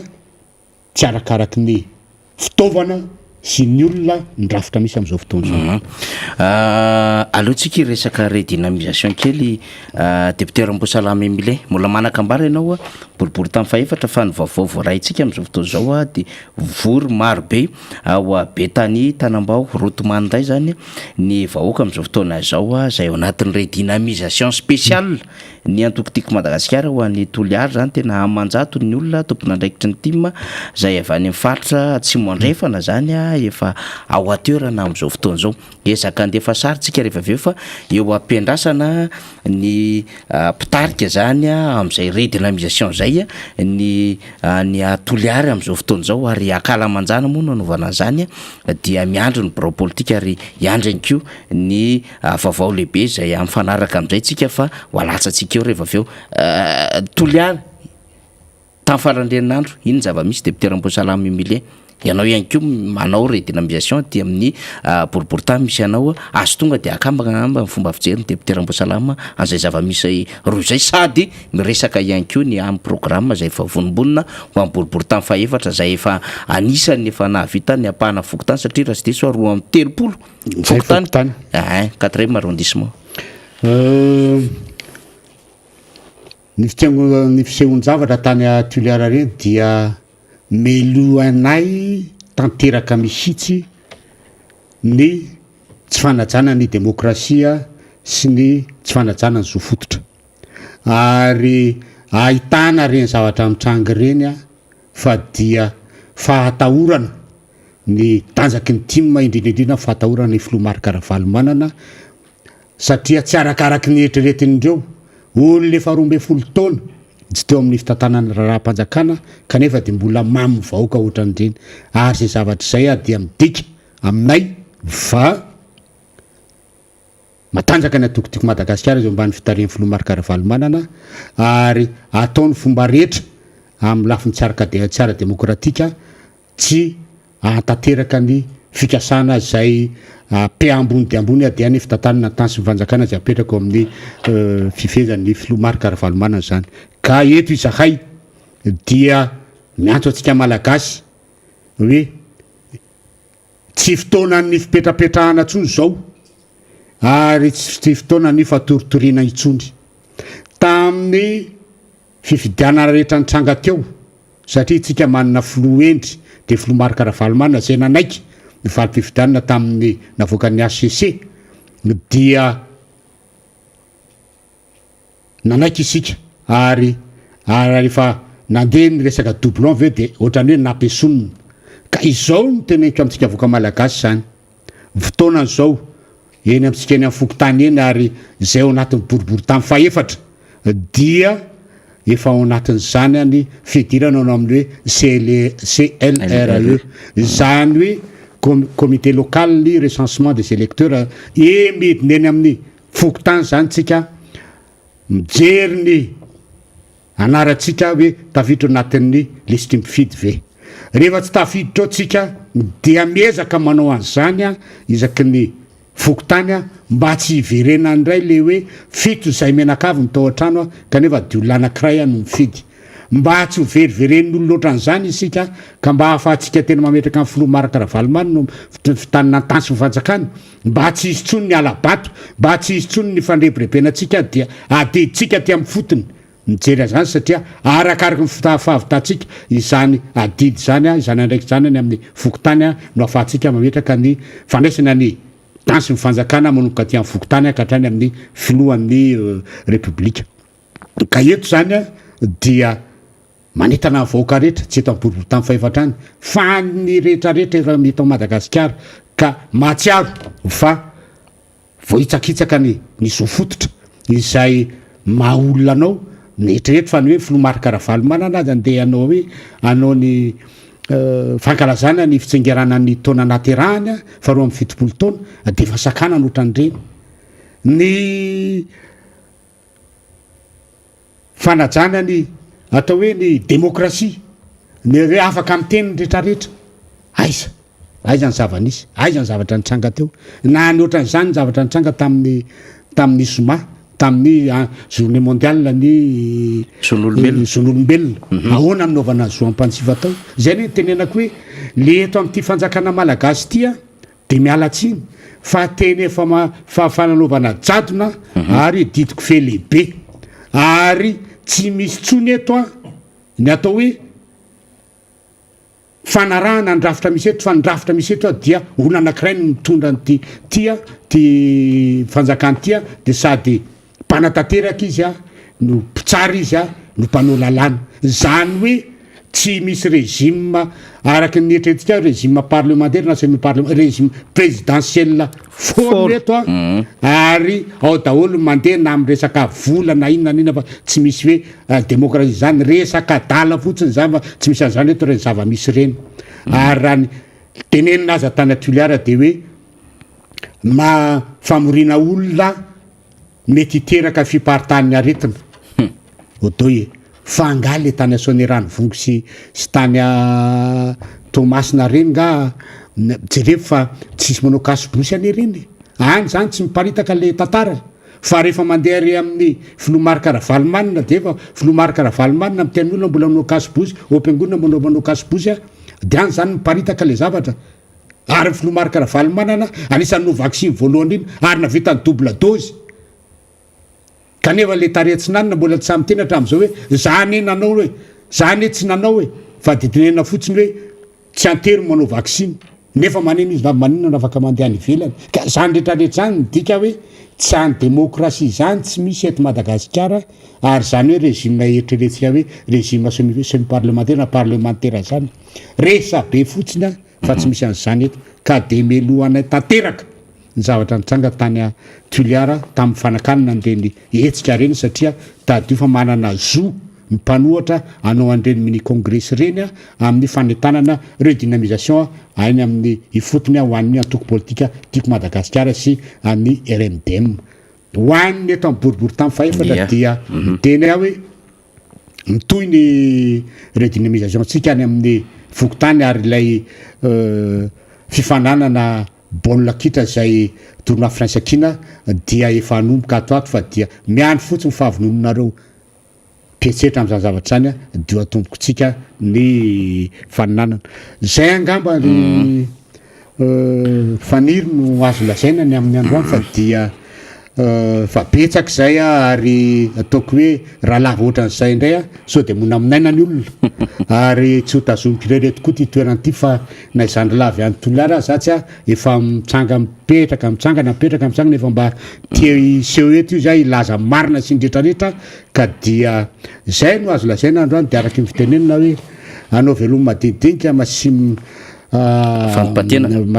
fatipatenina ho antsika rehetrarehetra zany fa dia raha sitrapon'Andriamanitra dia amin'ny herin'ny androany indray dia misaotra atsika naritra neno hatramin'ny farany zay adiny iray ny teresana teto zay de makasitraka ny député Rambotsika na Rambosalama Emilien tamin'izay fanio-keviny fanadihadiana fizaram-baovao ary fanio-kevitra anatiny fitomenan tsara mihitsiny zany satria ny Covid, ny sécurité, ny asa ny anteny mera-pirenena, ny resaka redynamisation ny team de nresana atao anatin'izany fa efa nambarako teo moa zany fa any Betania any Toliara amin'izao fotoana zao ny redynamisation ny antokotiko Madagasikara io moa zany le nieritreretin'ny sasany hoe de sakatsakana na tsy avelanao anniversaire tsy avelanao an'ilay redynamisation na hoe fameloma maso ny antokotiko Madagasikara satria efa miainga le izy miainga lay vahoaka tonga saina de no tanterana zay ma redynamisation spéciale azy de hitantsika amin'ny sary zao tonga ao atoerana amin'izao fotoana zao reo tompona andraikitra rehetra zay ao tsy mandrefana zany ny anaovana azy moa zany de ao Betania ty sary hitantsika ty zany amin'ny toerana malalaka nanaovana azy dia ao Betania no nanaovana azy route na lalana makany Manday iny de fa metonga amin'izao fotoana zao reo mpikatroka zany tompona andraikitra zay ao atsimo andrefana mbola hanaraka io ndray ny sary manaraka rehefa aveo arotsatsika am'izao tsika amin'ny teny zao mihitsiny zao sary zay arotsatsika izao maromaro izao fa alefatsika tsikidikely aloha zany zay hoe hetsika lehibe Antoliary izay zany lay fahitana lafin-javatra ohatran'izao no masahira-kevitra n'le fitondram-panjakana mbola tompona andraikitra reto hitantsika reto ary ao ivelan'ny toeranao de mbola maro be ny hiditra ao anatin'ilay toerana zay anaovana an'ity redynamisation ty de misavoritaka andray zao ny lohan'le mpitondra fanjakana androany hoe de tena tsy nodika ireny fa mbola manao redynamisation ndray de inona ndray asa inona natao mandeha ndray ny appel téléphonique samy hafa sy ny sisy hoe de tadiavo ny renseignement inona nataony ao, inona ny resahany ao, izavo ny olona tonga ao, ahoana ny adevitra miainga ao, satria izay le fitondram-panjakana izy tsy natokana mihitsy ny ahazaka ny drafitry ny demokrasia satria rehefa fitondrana républicaine rena rabe mananjara dia mifototra amina demokrasia izany fitondrana zany ka zay nefa tsy iainany zay fa ny zavatry iainany de tsotra hoe le pensée unique zany zay le tia novoleny eto Madagasikara de izy daholo manao mafana sy mangatsika, izy ny mpanatanteraka, izy ny mpanao lalàna, izy inona moa zany fahefana mpitsara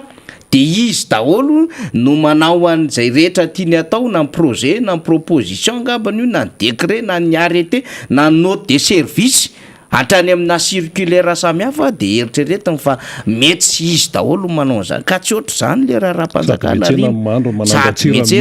manandratsira mihinana makakitay matsaka mandeha manofa vary manokona toko sy ny sisa manasa vilany tiano ataony daholo ka zay nefa le séparation de pouvoir fa raha ohatra ianao ka tsy manao an'izay satria zay voalazany lalam-pandrena de tafajabaka ianao de zao lafin-javatra raindray nefa miainga any ho resahantsika eo le laïcité de l'état rehefa aveo rina satria tena zava-doza misy ty laïcité de l'état ty de ho resahantsika satria rehefa an'lehibe ny manao de lasa misy manao kely koa ny sasany de tsy mahatandrina hoe constitution ny ipetrahana eto hoe de ahoana ary le séparation misy dikany daholo zany rina rabe mananjara eny ary tsy maintsy resahany zany zavatra any satria atao hoe ahoana moa no amelana an'le raharaha fotsiny andeha fotsiny am'izao rehefa hita hoe misy zavatra tsy mety, misy zavatra tokony ahitsy ary ny tena tsy mety indrindra hoe amina fiainam-pirenena de ny hoe fahitana zavatra tsy mety, fahitana zavatra tsy araka ny tokony ho izy kanefa dia jerena fotsiny am'izao tsy tenenina fa hoe alao any, alao pasipasohana any sy ny sisa efa zo fototra zao no vao hitsakitsaka dia tsy tenenina ve zany zavatra zany zay zany no mila apetraka ao anatin'ilay izy ary ireny moa dia averimberitsika hatrany efa etoa i Rajaonarivelo Ravo izy zany Rajaonarivelo Ravo zany Rajaonarivelo Ravo de tsy izy akory fa zanaky Toliary izy ny tena marina dia avy any Befanamy zany Befanamy zany any Toliara faharoa ary dia tonga eto izany namana tanora izany mba hitondra faneho-kevitra, hitondra fanazavana ihany koa ny fomba fahitana ny raharaham-pirenena amin'izao fotoana izao ary dia faly miaraba ny Ravo Rajaonarivelo tonga eto amin'ny miara-manonja amin'ity fotoana ity ary dia arabaina manokana ianareo any faritra atsimo tsy Toliara ihany fa any amin'ny faritra atsimony Madagasikara namana rehetra ny any amin'ny faritry ny Vezo, Masikoro, Talanala, Tandroy, Mahafaly namana rehetra any amin'ny faritra atsimo Madagasikara dia miaraba nareo zany ny eto amin'ny miara-manonja MBS Radio Mada ary dia aloha mba hanao fiteny any amin'ny faritra atsimo kely zany mba midika hoe iray ihany sika malagasy ihany isika mianakavy manao akory atsika iaby rolahy zay le izy zay namana fidelina Razarapera tena mafy an'io tsara fa izy efa ela be no tany fa tena moa zany mpanao gazety ihany koa de mandehandeha dia tsy maintsy miezaka ihany koa zany manao ny atao hoe fahafahana miresaka satria samy malagasy isika dia tsy misy hoe afaka avahana eto fa dia araka ny fiteny any antsika koa longonay daholo ianareo rehetra isika mianakavy eny ary Ravo Rajaonarivelo efa eto anao zanaky Toliara faharoa avy any Befanamy mirabanao aloha aiza moa misy an'le hoe Befanamy aloha saotra rindrina rabe nampandroso anay avy any Toliara am'izao faneho-kevitra ito amin'ny miara-manonja zao voalohany indrindra aloha miarahaba atsika rehetra vahoaka malagasy tsy vaky volo zay manaraka n'izao fandaharana miara-manonja zao naneto an-toerana na ny any ivelany ary miarahaba ny filoha Marikaravalomanana zay trasiny zay nahatratra zay nankalaza ny fitsingerena tao anaterahany zay natao tany aminay Toliara eto aho zahay Toliara zay soloko teny eto faly tena faly fa notsongain'ny président manokana hoe mba atao any aminay ny fankalazana ny andro fitsingerena taona nahaterahany président nanontany moa Rina Rabe teo hoe aiza ho aiza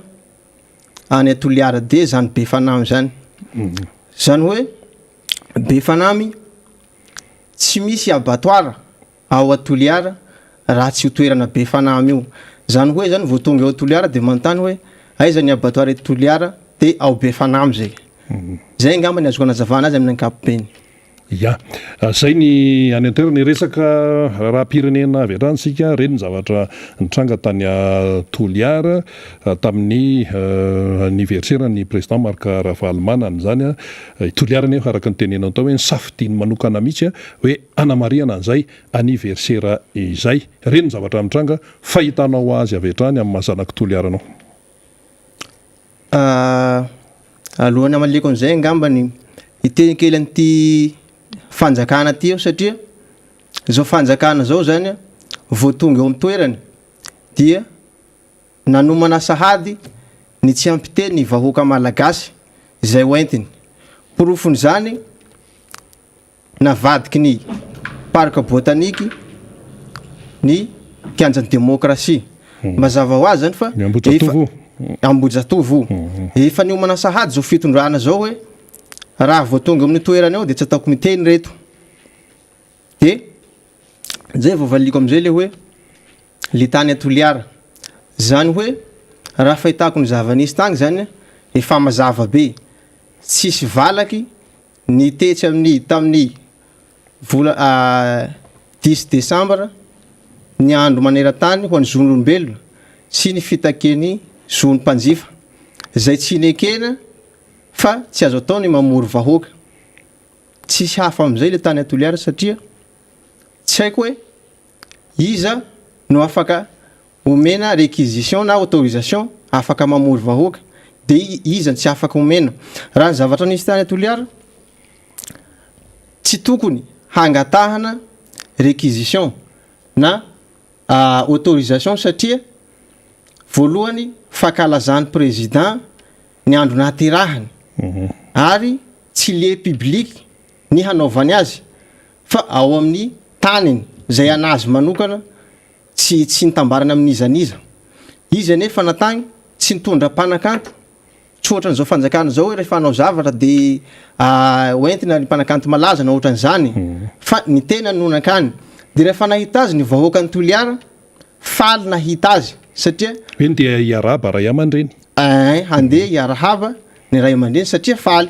fa tsy hoe nantsony hoe tongava tena ro vahoaka ny Toliara fa tonga eto Magro fa nahita anazy de faly de hagnanto anazy de avy eo ma zany zay le fanteneniko hoe zao fanjakana zao efa niomana sahady ny tsy ampiteny ny vahoaka zay hoentiny de nalefa ny hery mpamoretana rehetrarehetra nalefa ny mpitandro filaminana zay natao hiaro ny vahoaka sy ny fananany tsy zay tsony le izy fa lasa ny mpitandro filaminana koa zany no lasa mamono ny vahoaka sy ny fananany mety zay ngamba ny azo ilazana azy porofony le regny sary zavatra be dibe ny seho tagny regny tsika moa samy niara nahita de ohatrohatran'izay zany le izy zany hoe zany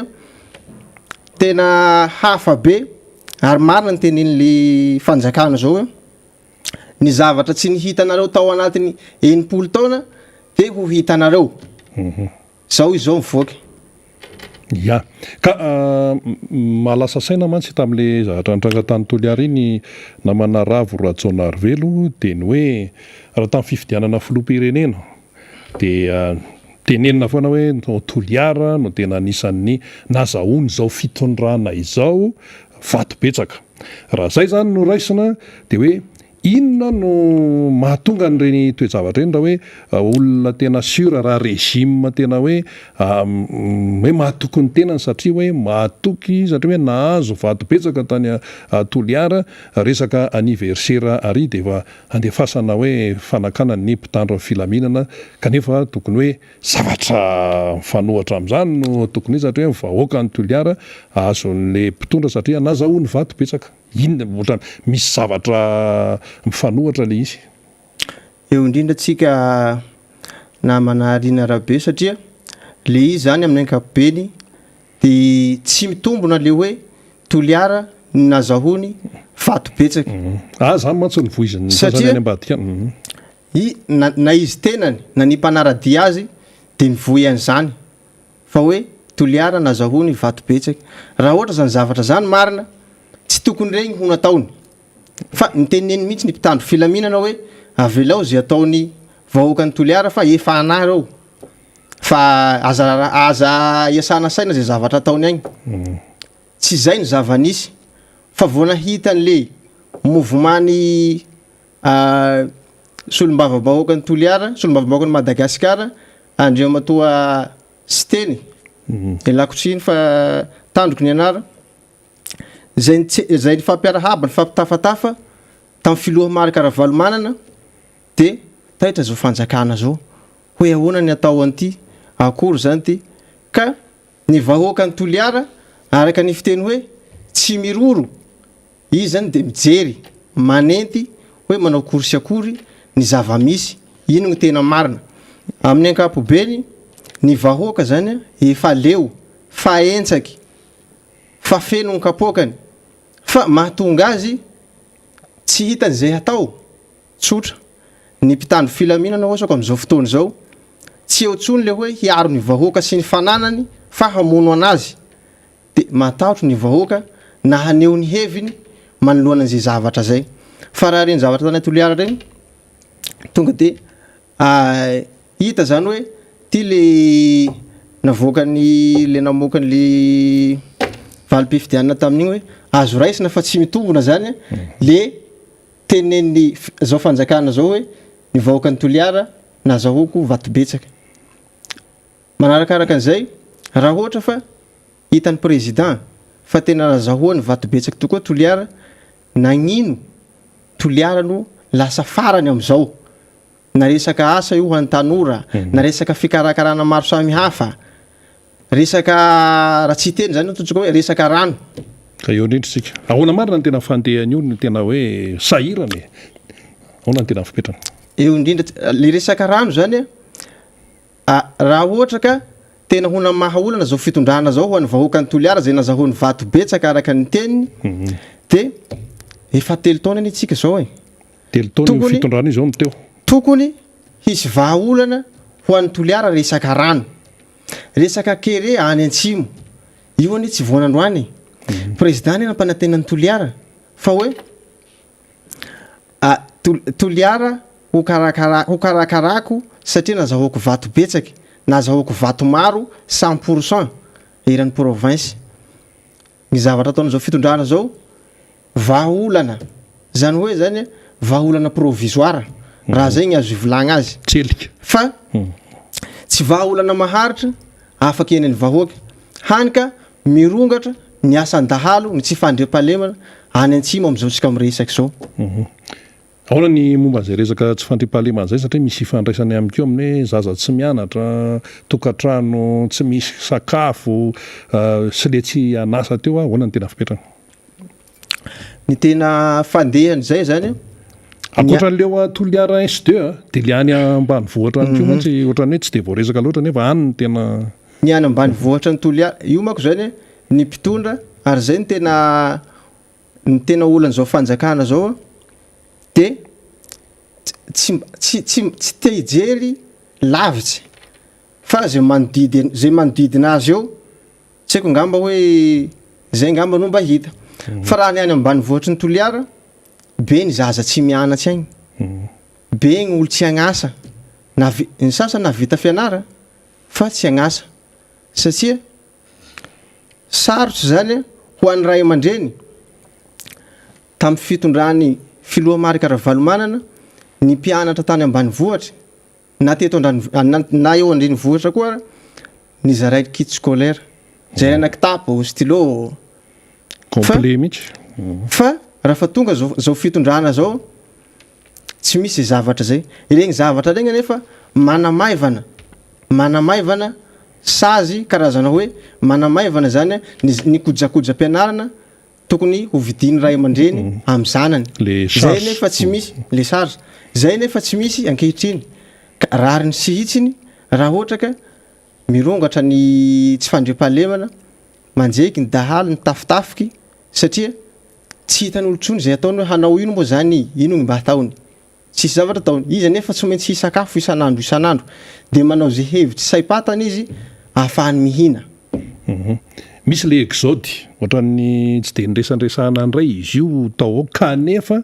mbola misy le izy raha ny fanadiadiana tany atoarana zany hoe le olona any amin'ny faritra atsimo ataonko banky tokana le hoe faritra atsimo mialo amin'ny tanànany de lasa mifindra-monina any amina toerakafa any amina faritany hafa tsy faritany Toliara koa fa any amina faritany hafa mihitsy ahoana momba an'izay igny moa io araky nresahako teony le mahatonga an'igny noho ny mosary na hanoanana hoy tsika toy izay mosary egny olo agny tsy mihinan-kany ny olo agny fa lany mila hevitsy miala amin'ny toera misy azy zay tena tanindrazany hoe aiagny ahitako hany satria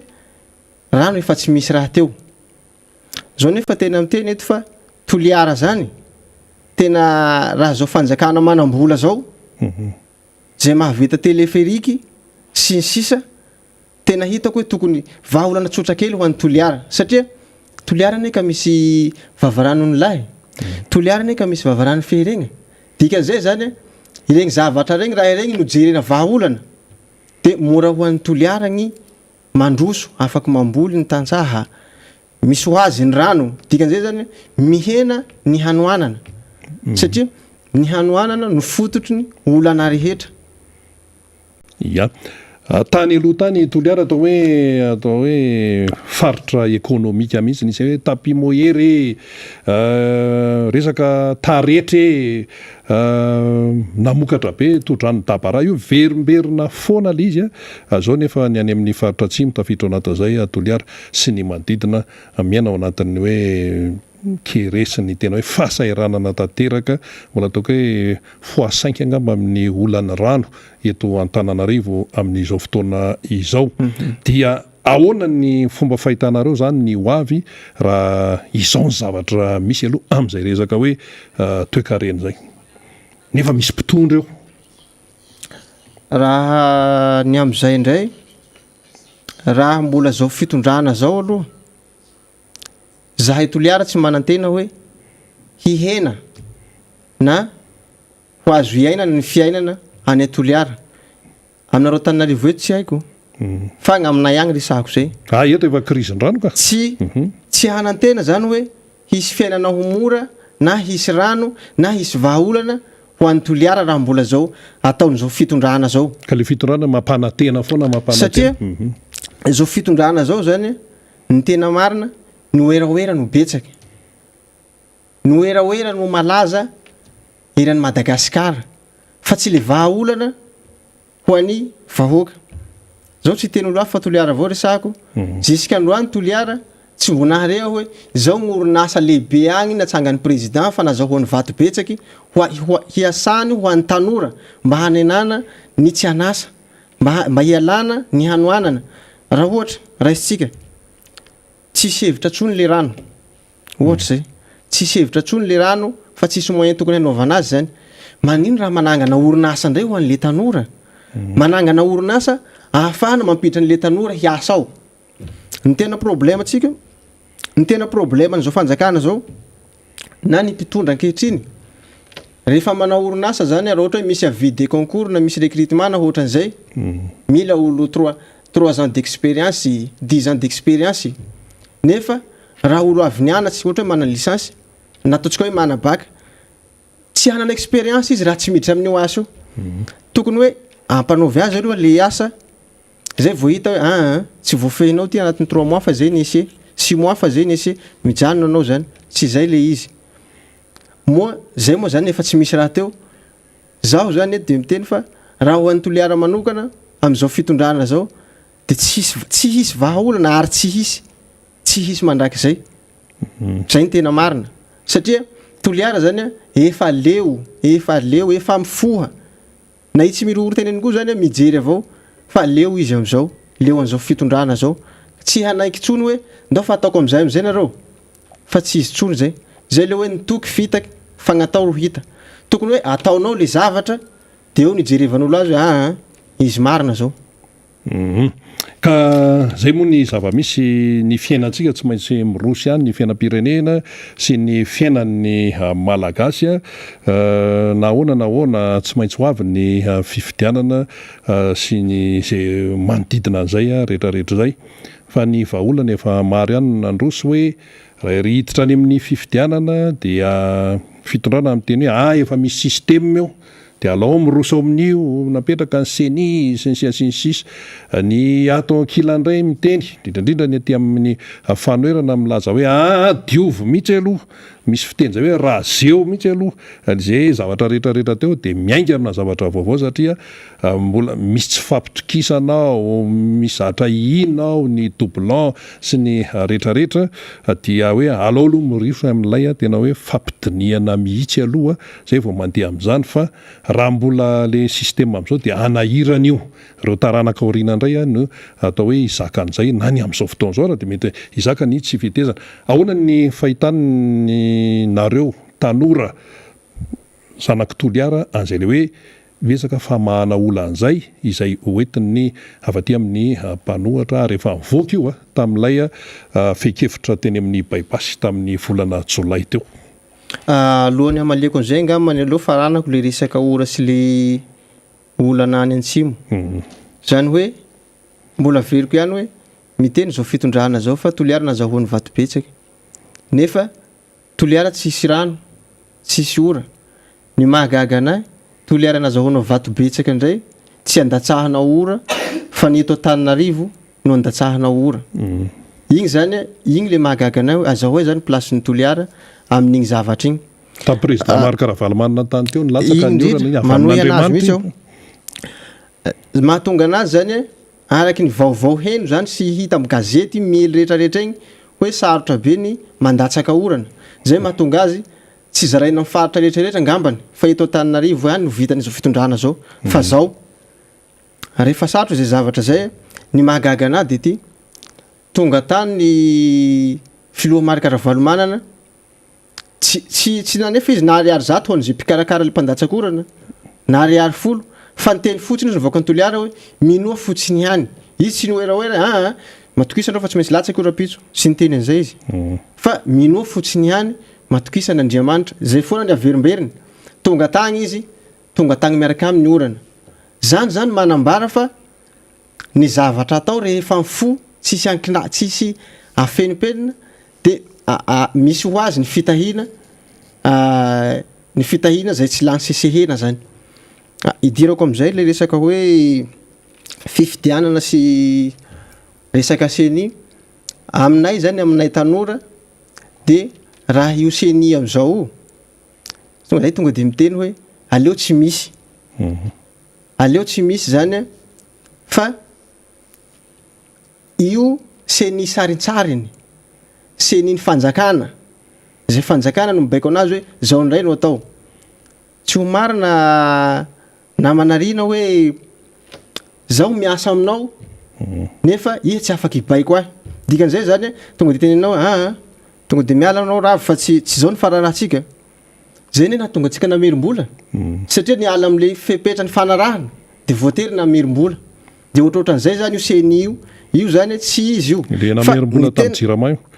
resaka jirama fa ny tena mety amin'io zany miantso atsika hery velona rehetra na ny vahoaka malagasy mihitsy rehefa mahatsapa-tena anao fa gasy anatin'izay ny mpitondra ankehitriny tena mba miantso anareo miantso atsika rehetrarehetra avereny latabatra boribory io zahay tanora zany tsy hoe mikontra an'izao fanjakana zao na momba ny filoha Ravalomanana fa mba mana fijery zay hoe raha miverina latabatra boribory tsika mba afaky mifampiresaky angamba miverina koa ny fihavanana zany fa raha sika hifampitariky ohatran'izao samy manenjaky ny tadiny de zavatra hafa mihitsy no ipotra amin'ity firenentsika ty nefa tsika milaza fa firenentsika malagasy mamitsika ny firene malagasy tsy agny nefa le izy fa zavatra hafa no hita zao firenena malagasy zao na zao fanjakana ankehitriny zao zany hita fa olo apetraky eo ambony latabatra eo ny placenao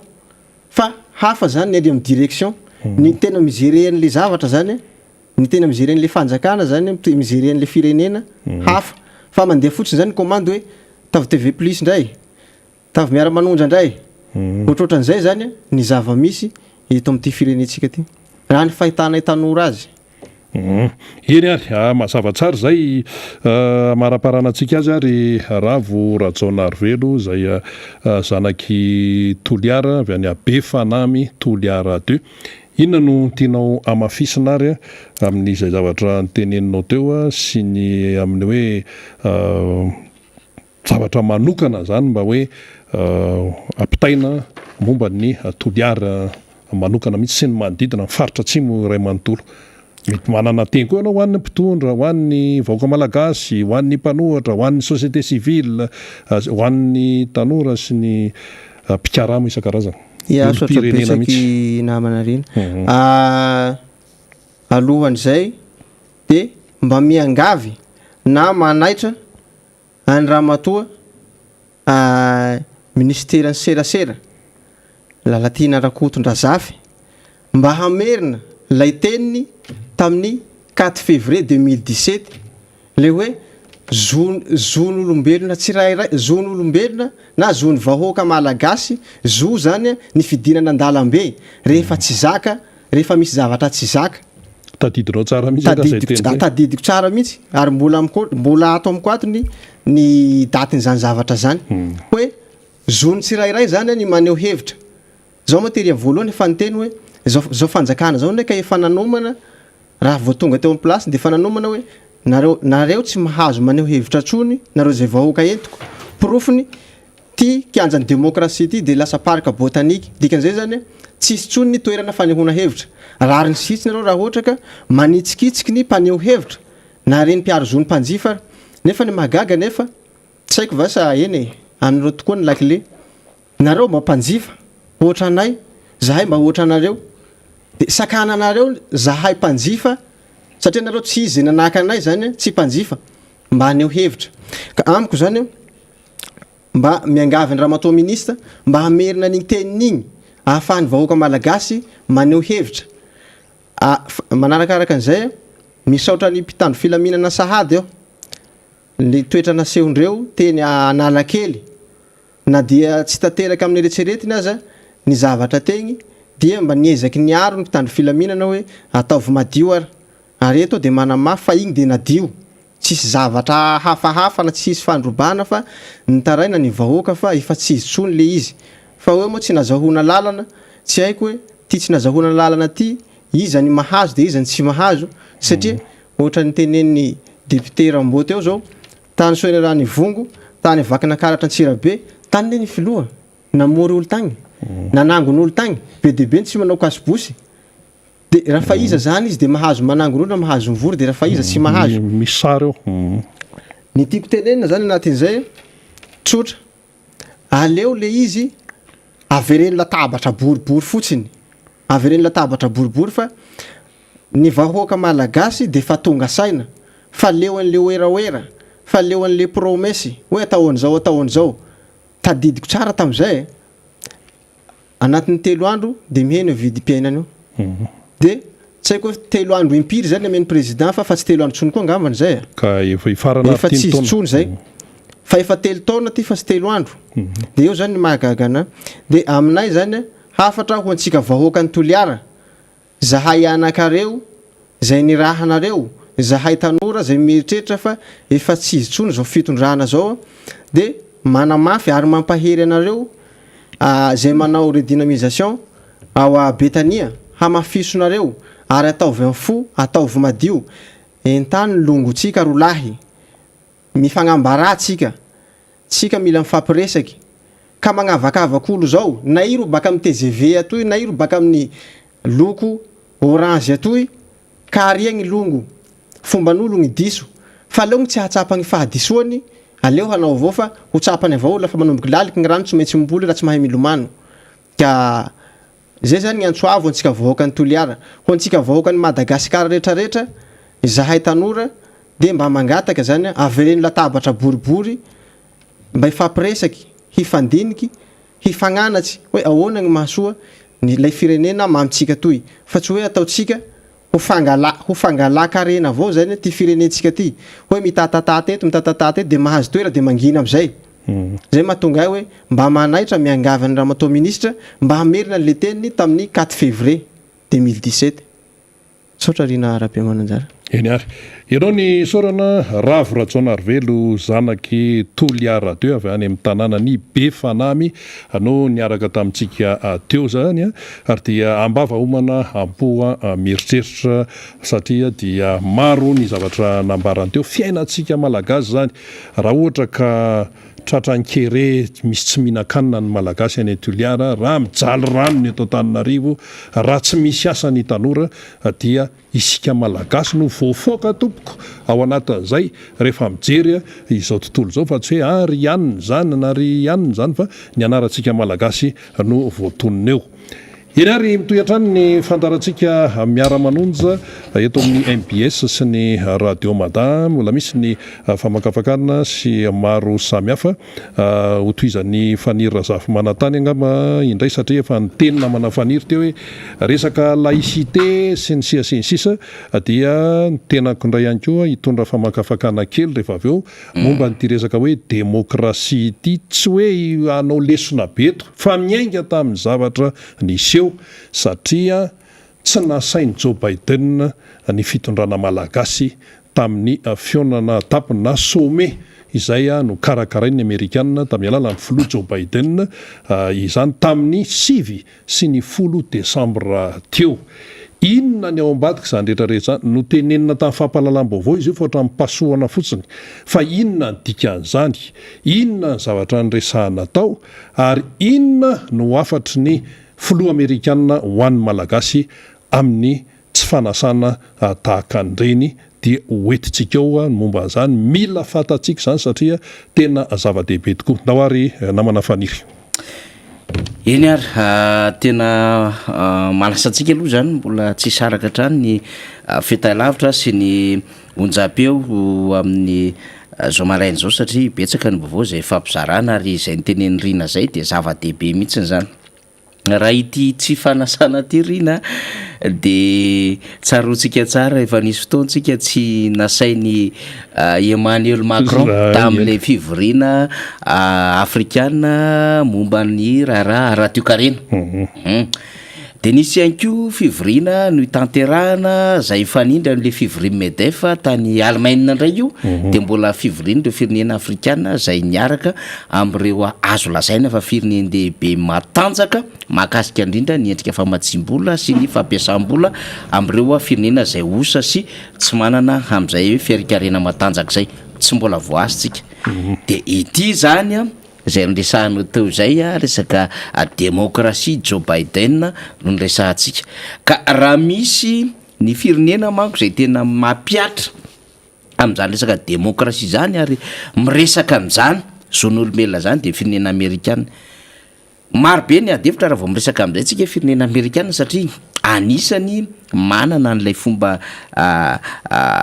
fandikan'ny olona azy eo amin'ny fomba fitantanana ny resaka demokrasia ny Amerikana ny amin'ny hoe misetrasetra miady amina firenena arabo miady amina firenena zay ao a Eropa ao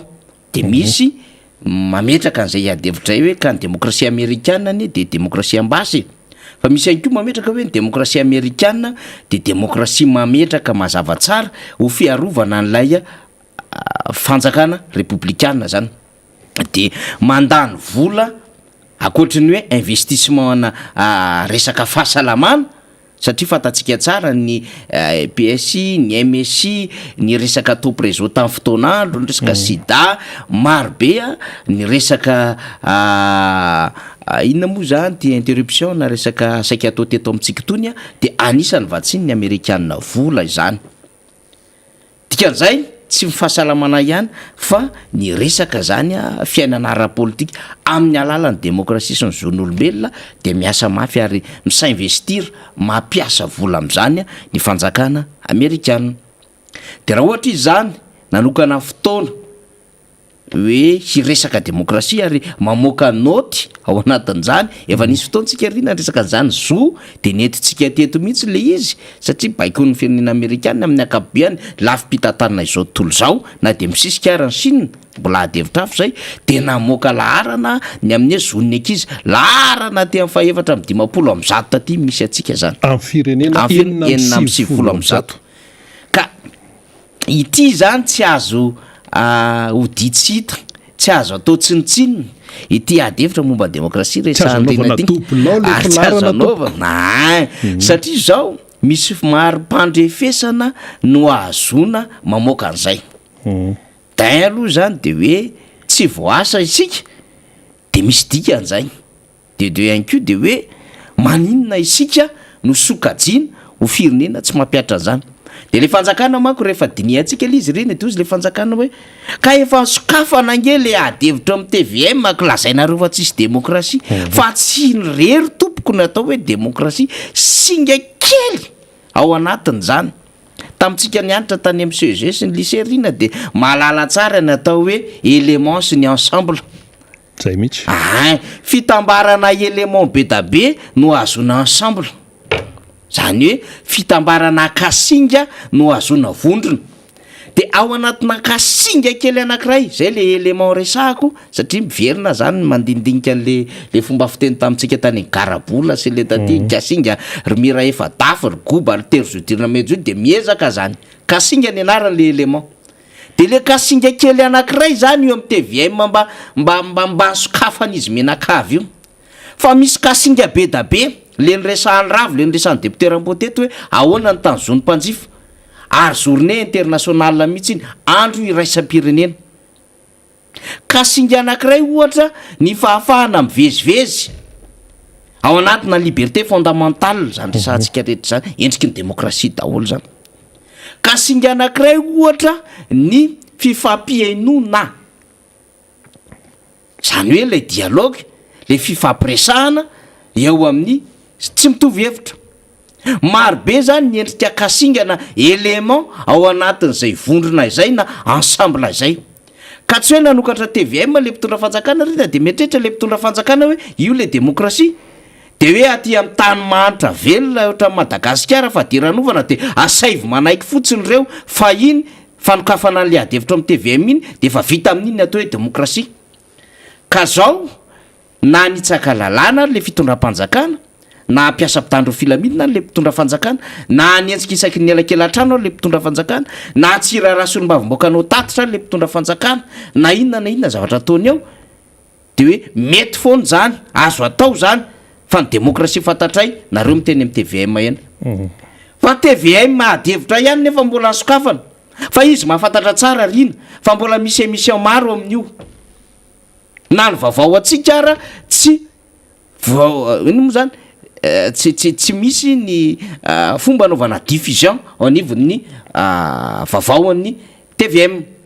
zany zao zavatra mandringy zany raha manao re dynamisation zao ny tima maninona raha tsy mivoaka zany zay indrindra fotsiny zay may manany ao anivon'ny RNM maro misy fandaharana ao isakariva zay very tampoka fitadiko fa misy fandaharana isakariva ao misy fandaharana tsy fantakona fataro marina misy akoatrany savaravana zany fa fihin'ny samy reny izy de le adevitra mody asoratsoriny de izy ihany manendrinendry rayanna de izy mampiady amin'le adversaire mody asiny ty RMDM de asoiny RMDM ka raha tsy paiso ny olona tsy alalan'zany ilahatra am'zany ve ny RMDM zay zany le fomba fiadin'le fitondrana de mieritreritra hoe io eny demokrasia fa ny fanjakana matanjaka moa mahita hoe sarinady ka izy nge manana masovo e zay indrindra manana mpanolotsaina manana chargé d'affaires izy manana masovo miasa eto izy misy puissant corps miasa eto réseau-ny amérikana zany puissant corps zany ary manao fanampiana mahazo ny vaovao zay misy eto Madagasikara ka aza malahelo nareo raha ohatra ka miteniny amerikana hoe tsisy demokrasia ao Madagasikara tsy nasaina zany manko tena enja tsy hoe fanjakana ao anatin'ny tsy ara-dalàna zay manko asitsika nuance kely izy hoe ohatran'lay hoe tamin'ny tetezamita manko misy fomba fiteny satria hoe tsy ivelan'le lalam-pandrenana zay manko le tiatsika resana fa indray le nahatonga azy teo am'le fanjakana mbola adevitra iny le am'le lalan'le doublon fa io aloha izy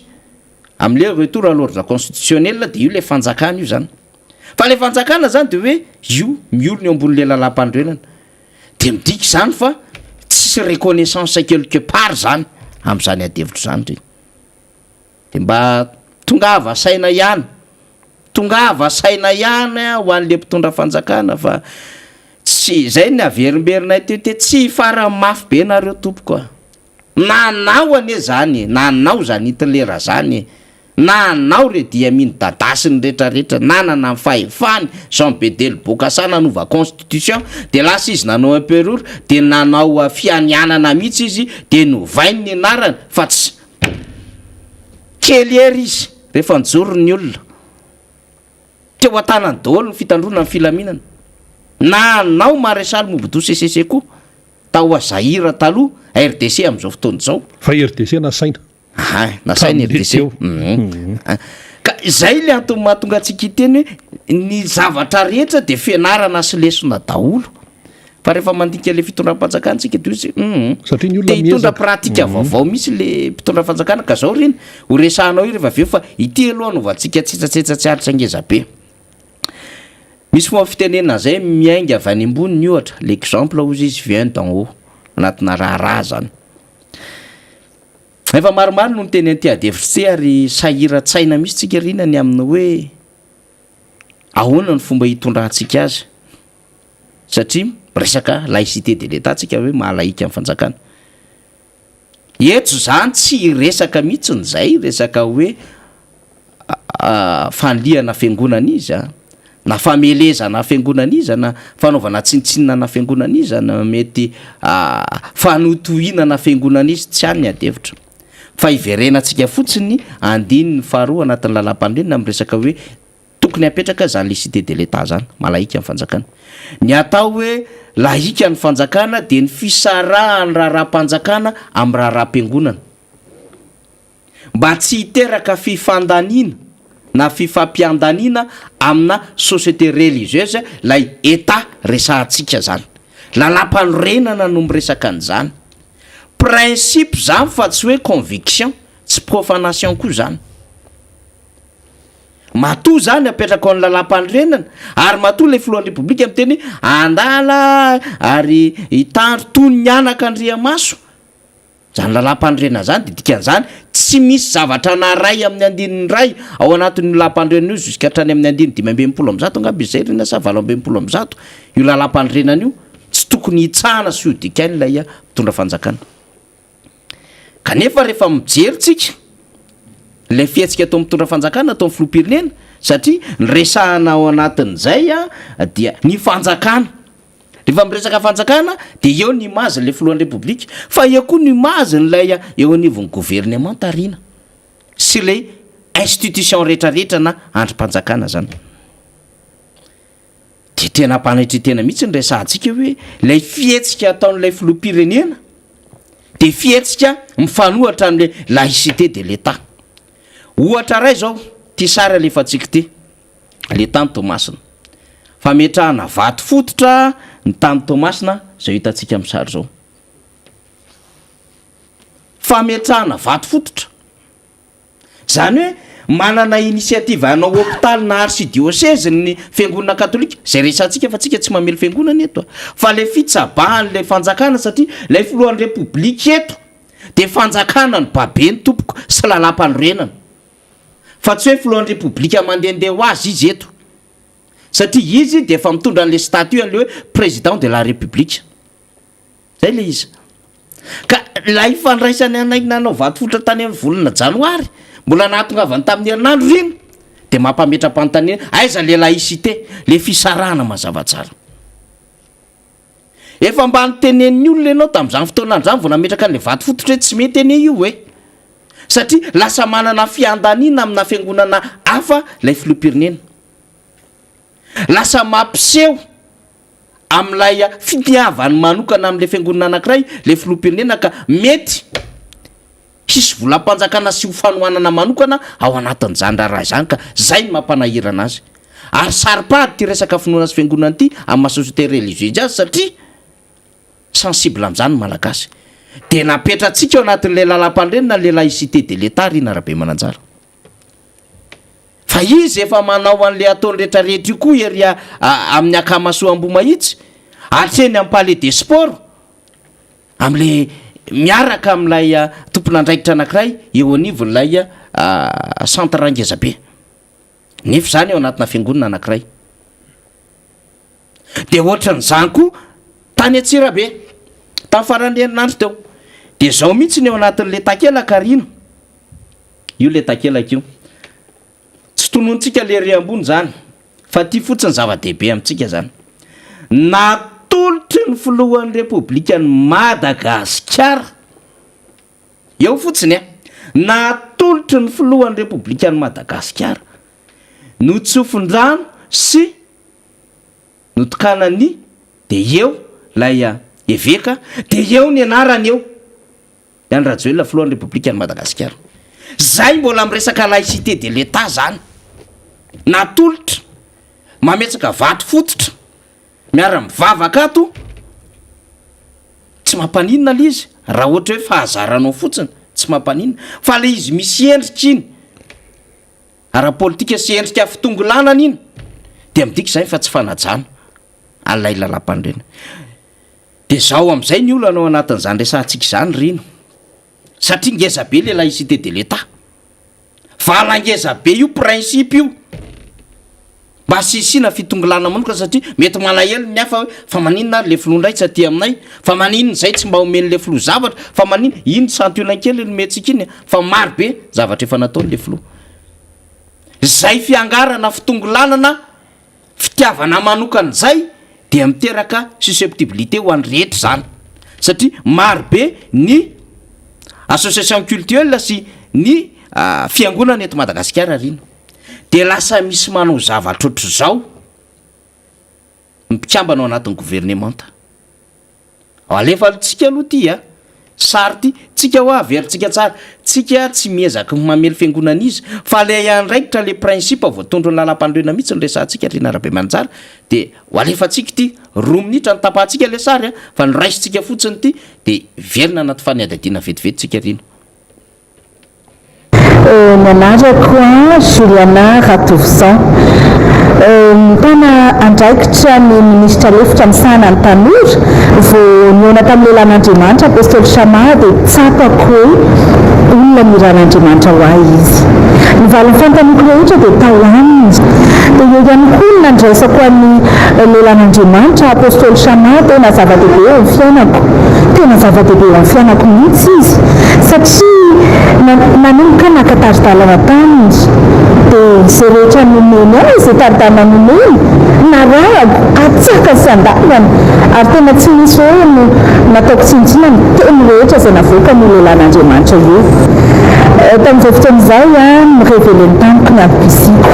tena mbola olona tena tsinitsinina mihitsy ny tamin'izany de nireveleny tamiko ny ampibisiko hoe zaho ministre de gouverneur nanomboka teo de mahagaga fa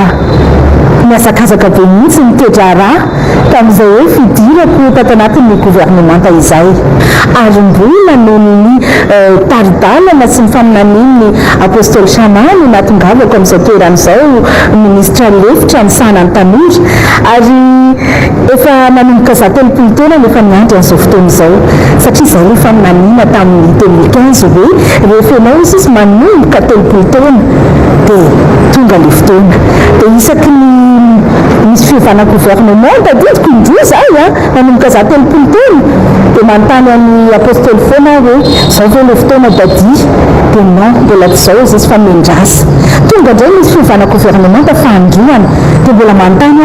zao ve le fotoana dadi non mbola tsy zao izy fa mbola ho asandratra andriamanitra ianao amin'ny asa matale généraly azy io dia tamin'ity fanotelonyity amin'izay tena reny fanahiko loatra le izy hoe efa akaiky dia moko tamin'izay fotoan'izay raha araky ny firesaky ny apôstôly dia nanao hoe nanatanteraka fifadikana izy mitokana ny vavaka dia valan'izay fifadikana sy vavaka nataon'izay mihitsy no hoe fataterahana ilay faminaniana dia io navoatendry ahy ho minisitra lefitra misana ny tany iray io iny zany mpiambanao anatin'ny gouvernement teny iny miresaka iny reny dia mikambanao anatin'ny gouvernement izy ary anisan'izany nanao an'izay ndao taontsika hoe témoignage le izy ay fijoroana zany vavolombelona zay manko no hitondrany an'io zavatra io zany tehiteny izy hoe nahazo amin'izay hoe lalan'ny faminaniana zany tsika tsy miditra amin'izany tsy miditra amin'ny fiangonana koa tsika tsy miditra anatin'le olona ny teneniny tsika fa le tsika le laïcité de l'état nresahantsika reny mpikambanao anatin'ny gouvernement iny miteny iny vice ministre miteny iny mpaben'ny constitution zavatra ataony rehetra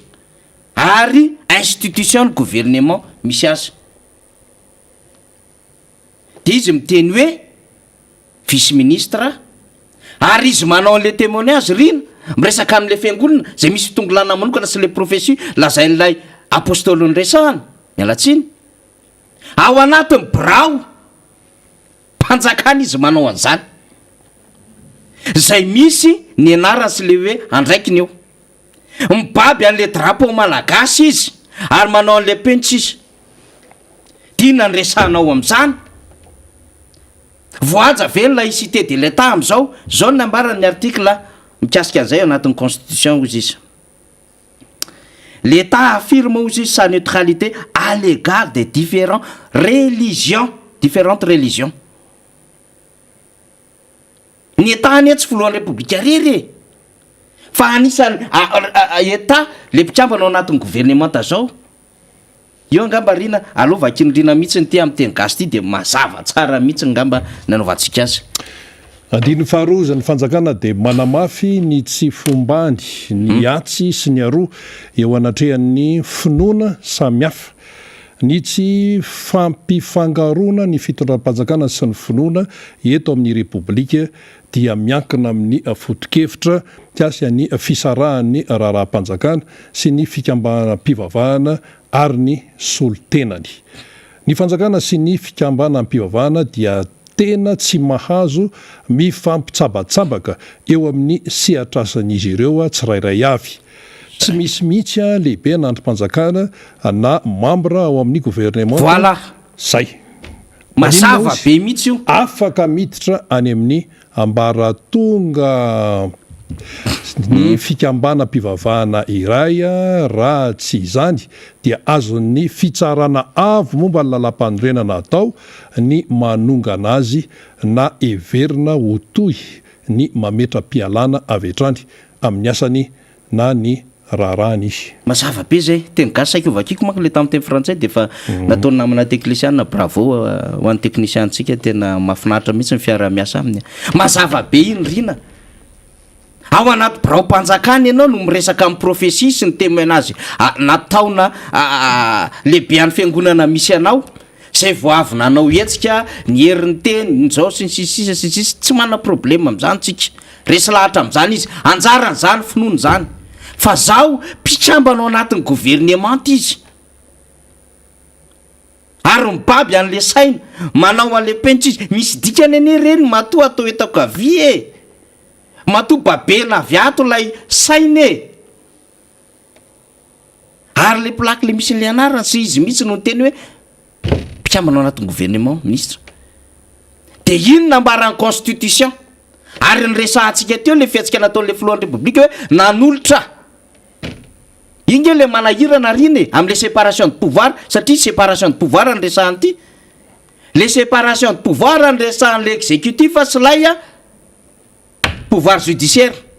lay nanolotra n'le hoe avy any am'floan'ny république an 4-4 ho an'ny eo anivon'ny cour suprême manano fitsarana tapony aiza le séparation de pouvoir am'zany nanisy ara fanolorona manginginy de za le vola de hoe nomeny floan'ny république nefa le izy nraisina tato anatiny lay a volam-panjakana tamin'ny alalan'le ministère ny économie sy ny finance zany zavatra misavoritaka zany dikan'zay raha ohatra zany raisiny zao trangan-javatra zao akoatry ny gouverneur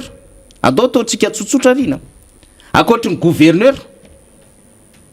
ny séparation de pouvoir zany io mazava be de le nambara amin'ny président Marc Ravalomanina hoe lay fandrarana ny zoan'ny olona ao anatin'ny liberté fondamentale iatoan'ny lalam-pandrenana dia tafiditra ao anatin'izay violation na répété ny constitution zay asa misy SCCV eto afaka mandray fanapahan-kevitra par rapport an'ireny zavatra zeny ana filohan'andro mpanjakana ohatra ny filohan'ny république ary ahoana ny fihetsiky ny gouvernemanta amin'ny zavatra ataony membran gouvernement monsieur témoigné amina tsangan-davatra ohatran'izany manahira zany reny ya ka zay indrindra mantsy ny miteny anao hoe séparation de pouvoir na hoe fisarahan'ny fahefana zany io a tena anisan'ny hoe aretina angara izay no azalazana azy amina firenena mahantra sy sahirana ary anisan'izany Madagasikara ary anisan'ny anomezana noty ihany koa io eo amin'ny fanajana ny demokrasia zany hoe ao anatin'izay demokrasia zay zany rehefa tsy voajanao ny fitsarana mazava tsara ny fahefana dia efa anisan'ny hoe tsy manaja n'ilay resaka demokrasia ianao zany ka reny mo sationany fotsiny anjarany tsirairay zany koa no misaina tsara sy mandinika tsara amin'ny zavatra tahaka ny reny zany fa resantsika amin'izay zany amaraparanantsika azy le ty resaka hoe fionana zay nikarakarainy ny filoha amerikanina Joe Biden ty amin'ny resaka hoe demokrasia izy io dia natsoina hoe sommet virtuel pour la démocratie izay zany no anarana nampisalorana azy dia tamin'ny 6 sy ny 10 Desambra 2024 lasa teo zany hoe tamin'ny herinandro teo izy io no tanterahana dia mazava loatra ny filoha amerikanina no nikarakara azy izy moa zany ya Joe Biden dia tena atao hoe zazana velany ireo ray aman-dreny be sy zoky tany aloha tany tany États-Unis tao amin'ny atoko demokraty efa nisazany tao amin'ny atoko demokraty zany ohatra ry Clinton ry Obama demokraty daholo zany dia i Joe Biden zany mandala tsara an'izay dia natao izy io fionambeo na sommet zany firenena hatrany amin'ny zato mahery tany no nasaina mba andray anjara tao anatiny izay zany hoe nisy ny nasaina dia nisy ny tsy nasaina ty tsy resaka fivorinana ny firenena mikambana afa le hoe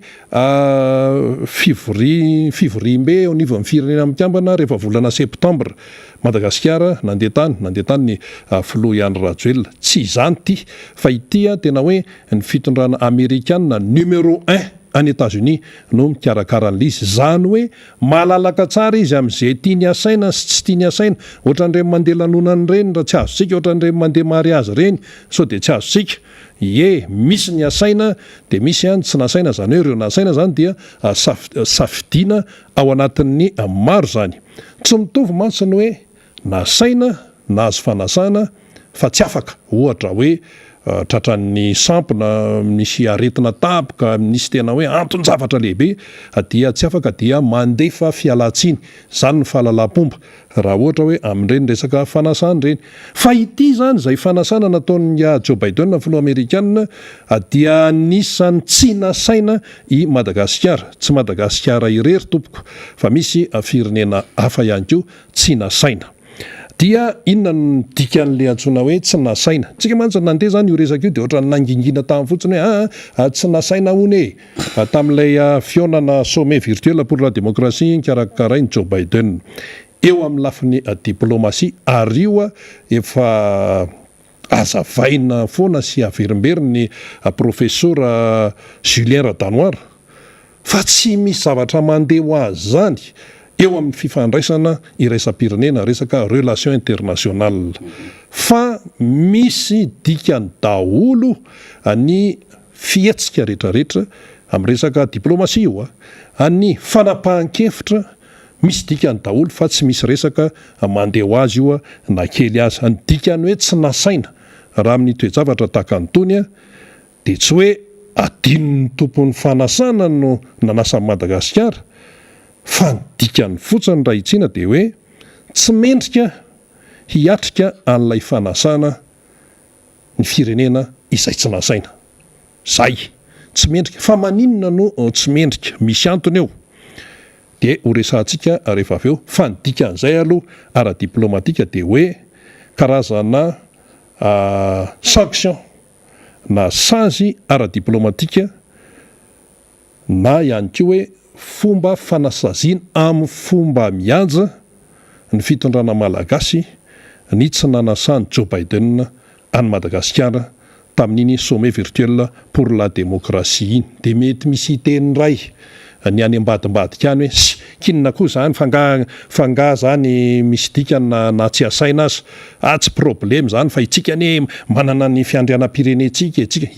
mariny zany manana ny fiandrianam-pirenetsika sika fa maninona ny hafa ny nasaina fa ianao ny tsy nasaina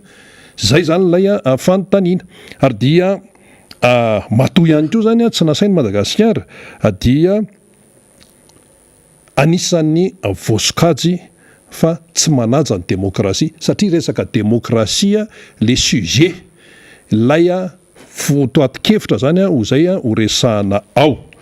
dia akoatran'izay ihany koa dia hoe nisy firenena tsy nasaina ihany koa zany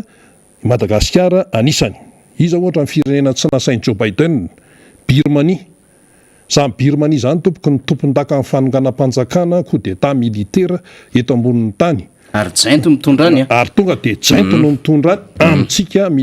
tsy nasaina zany Birmanie tsy nasaina ihany koa i Afghanistan satria fantatsika tsara fa rehefa niala tao Afghanistan ny Amerikanina ny tafika Amerikanina dia tonga dia niditra avany ny Taliban nitsoaka ny olona ohatran'ireny manentsika taxi be ireny manentsika an'ilay fiaramanidina dia nao décollage mbola tsy nisy an'izany teto ambonin'ny tany tsy voasa ihany koa i Afghanistan anisany tsy voasa ihany koa Ethiopie satria misy resaka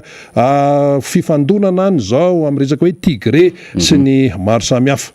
dia ity anankiray anisany tsy voaja ihany koa ny filoha turka ary eto rahantsika tsara tsy nasainy Joe Biden ny filoha turka Tayyip Erdogan zany kanefa mpiaradi na allié miaraka amin'ny Amerikanina ao amin'ny OTAN na ny vondrony Atlantika avaratra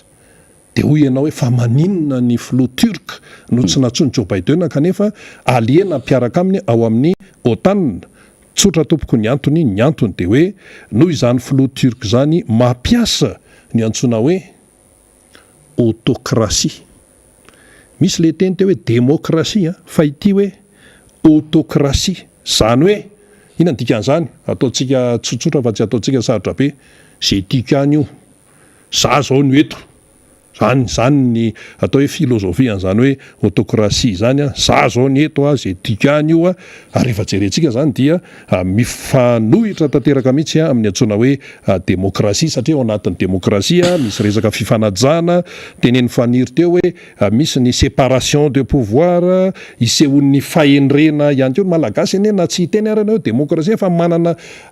demokrasia lasa lavitra amin'ny malagasy le tena hoe fisainana malagasy io misy fahendrenao misy fifampienonao fahaizana miaino io antsoina hoe capacité d'écoute misy resaka firaisakinao ary fifanajana ao anatin'izay rehetrarehetray ao anatin'izany ny fanajana ny lalam-panorenana toy ny anakandriamaso dia hitantsika amin'izany zany fa mifanohatra tanteraka natsoina hoe demokrasia sy ity resaka hoe autokrasia ity ary ilay hoe autokrasia na tonga ny Joe Biden na tsy nanasa ny filoha turka filoha turka zay lazaina fa hoe manao autokrasia dia ny autokrasia tompoko mitondra mankany amin'ny dictature na ny jadona zany rehefa zay tikany io zay zao ny eto za zao ny eto nareo 6% maninona imbécile moa tsy zay ny teny zany fa nisy ny teny zany hoe vitsy anisa reslava sinsisa dia tsy verenantsika ny momba an'ireny fa andry zareo any zany zay ny teny zany any fa ny amin'ny tinanazy fotsiny amin'izay lafin'izay dia hoe i Madagasikara zany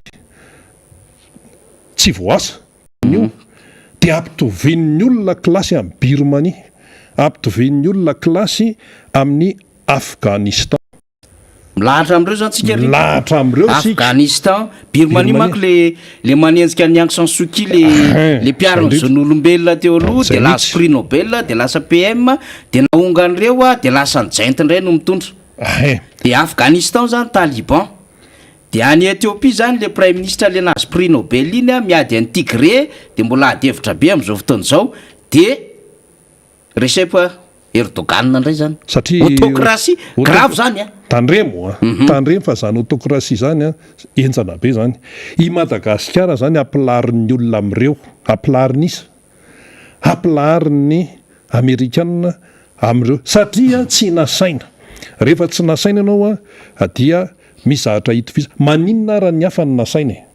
fa maninona tsika sy ry Birmanie sy ry Ethiopie sy ry Afghanistan no tsy nasaina zany.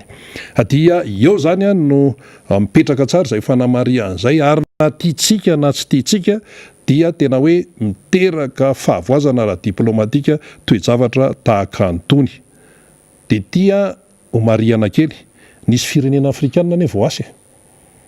So tsika miteny hoe ny firenena afrikanina rehetra tsy nasaina, nisy nasaina. I Afrika Atsimo nasaina Joe Biden. République démocratique en Congo voasa tao ihany koa satria hitan'ny olona hoe efa mba misy ezaka. Lizy anie tsy tonga de hoe tena hoe raha misy ezaka atao zany de hoe tonga de hoe union zany ianao tonga de mahavita zavatra hoe tena goavana be. Mety havita ianao raha tena manana fahavononana fantina ambara amin'ity fotsiny de hoe ny olona tsapan'ny firenena any ivelany fa hoe efa mba miezaka kosa izy efa mba misy finiavana zany andao ampina fa neto Madagasikara tsy izay. De reny zao reny zavatra nitranga-tany Tuliary reny de manontany ny any ivelany hoe mahita an'le sarina mpitandro filaminana manapoka bomba mandatsa-dranomaso sy ny sisa de manontany ny any ivelany fa misy inona any amin'le tanàna tsona hoe Tuliary no de misy mpitandro filaminana be mirodorodo sy ny sisa de tsotra mivaly hoe misy ankalaza anniversaire hony tsy de tsy mahazo makao hony de oziny any fa maninona ankalaza anniversaire hony ny filoha teo aloha de tonga ny olona mba hiarahaba azy de tsy mahazo miditra ao. Zany ny toe-javatra antranga teto amintsika. Dia akoatran'izay zany misy teny malaza ihany koa zany amin'izao fotoana zao, tsy haiko na arakitsika na tsy arakitsika. Le teny io zany de hoe démocratie en recul. Iza no miteneny io? Zany hoe organisation intergouvernementale internationale zany IDEA zay. Ka rehefa tsapan'ny olona zany fa miemotra na misy teny keo ampiasainy hoe dégradation zany hoe mijotso miendanja de reny ny jerevana reny no hita misongadina dia tsy koty ianao fa ary amin'ny sisiny ary fa ny firenena zay mahafeno an'le zavatra tatanaka dia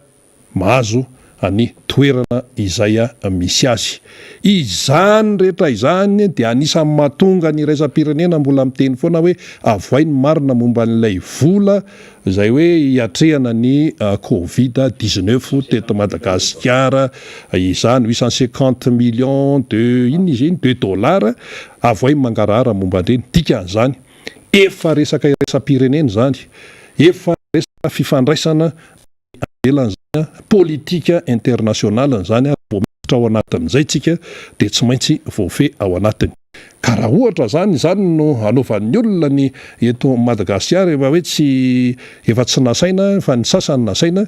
dia asa aloha ny mpitondra raha hoe mahataitra azy zany na tsy mahataitra fa ny anjaranay moa zany dia manome ny vaovao sy mitondra ny zava-misy ihany koa ao anatin'izay rehetrarehetra izay. Ka dia zany no zavatra misy eo. Ny tiana mafisina azy eto am-pamaranana de hoe tsy misy ny zavatra mandeha ho azy ary isika malagasy ny tena mampalahelo ao anatin'le izy de ny hoe ilay vahoaka malagasy de voafoaka lasa kofroka ao anatin'ilay atao hoe andraikitry ny fanjakana amin'ny sehatra any ivelany satria rehefa miteny hoe Madagasikara dia voafoaka ao daholo fa tsy misy hoe ity na ity dia zay le tena mampalahelo amin'ilay toetra raha na zany na tsy zany anefa dia tsy tokony ho kivy mihitsy isika satria tsika dia manana taranaka isika dia isika ny tompony ity Madagasikara ity malagasy napetraka Andriamanitra eto ka tsy misy tokony atao akivy mihitsy zany fa izay no tsy maintsy hoe hijerena foana ny vahaolana araka izay tratra zany ka izay no mahatonga an'ireny le hoe tsy maintsy averina ny tatabatra boribory mihitsy tia raharaha ty fa zay moa asakasaka izay hoe anava-tena ka hoe zay tsy hiditra amin'izany fa ny anay ny ataonay ihany ny anay ny ataonay ihany dia anjarany izay voakasika izany no manapa-kevitra fa dia izay no tsy maintsy anarahana akaika ny toetra raha amin'ny atsipria mihitsy amin'izao fotoana izao za taitaitra amin'izany zay rangaly leo fa tsy anaraka vaovao intsony fa zay tsy anaraka amin'ny vaovao andrianina na arao foana na vaovao an'izy io na vaovao an'izy io amin'izay ianao zany feno ny information dia anjaranao avy eo no mieritreritra tsara sy manapa-kevitra mba tsy avoafitaka intsony sy mba tsy hanenina amin'ny fiatrehana ny fiainana fa mba hoe mahazo information tena feno zany fa io ane any amina resaka hoe firenena sahirana dia any amin'io fifehezana ny information tena ezahan'ny sasany hoe zay tiany ihany no alefany any amin'ny vahoaka any zay tiany ihany zao zao nen'ny olony tony tonga dia navokany hoe reto ny firenena nasainy Joe Biden na reto ny firenena tsy nasaina mazava tsara zany ary ny fahazahoana ny vaovao ihany koa ny hoe information feno dia manampy miteny ny mpanohatra dia manampy ene reny fomba fiteny reny tsike reny manampy ny eo amin'ny fitondrana izany izay le tokony izy fa hoe raha vao misy ny tsikera manao tsikera isan'izao dia hoe manao tsikera tsy aperitrehetana fa dia manao hitsin-dalana fotsiny satria mety hoe fiarovana seza no mamaika ny sasany izay no namarana ny fandarantsika tamin'ity indray mitoraka ity saorana ianao naharitra hatramin'ny farany dia mirary soa antsika mianakavy samy hotahian'Andriamanitra hatrany isika veloma tompoko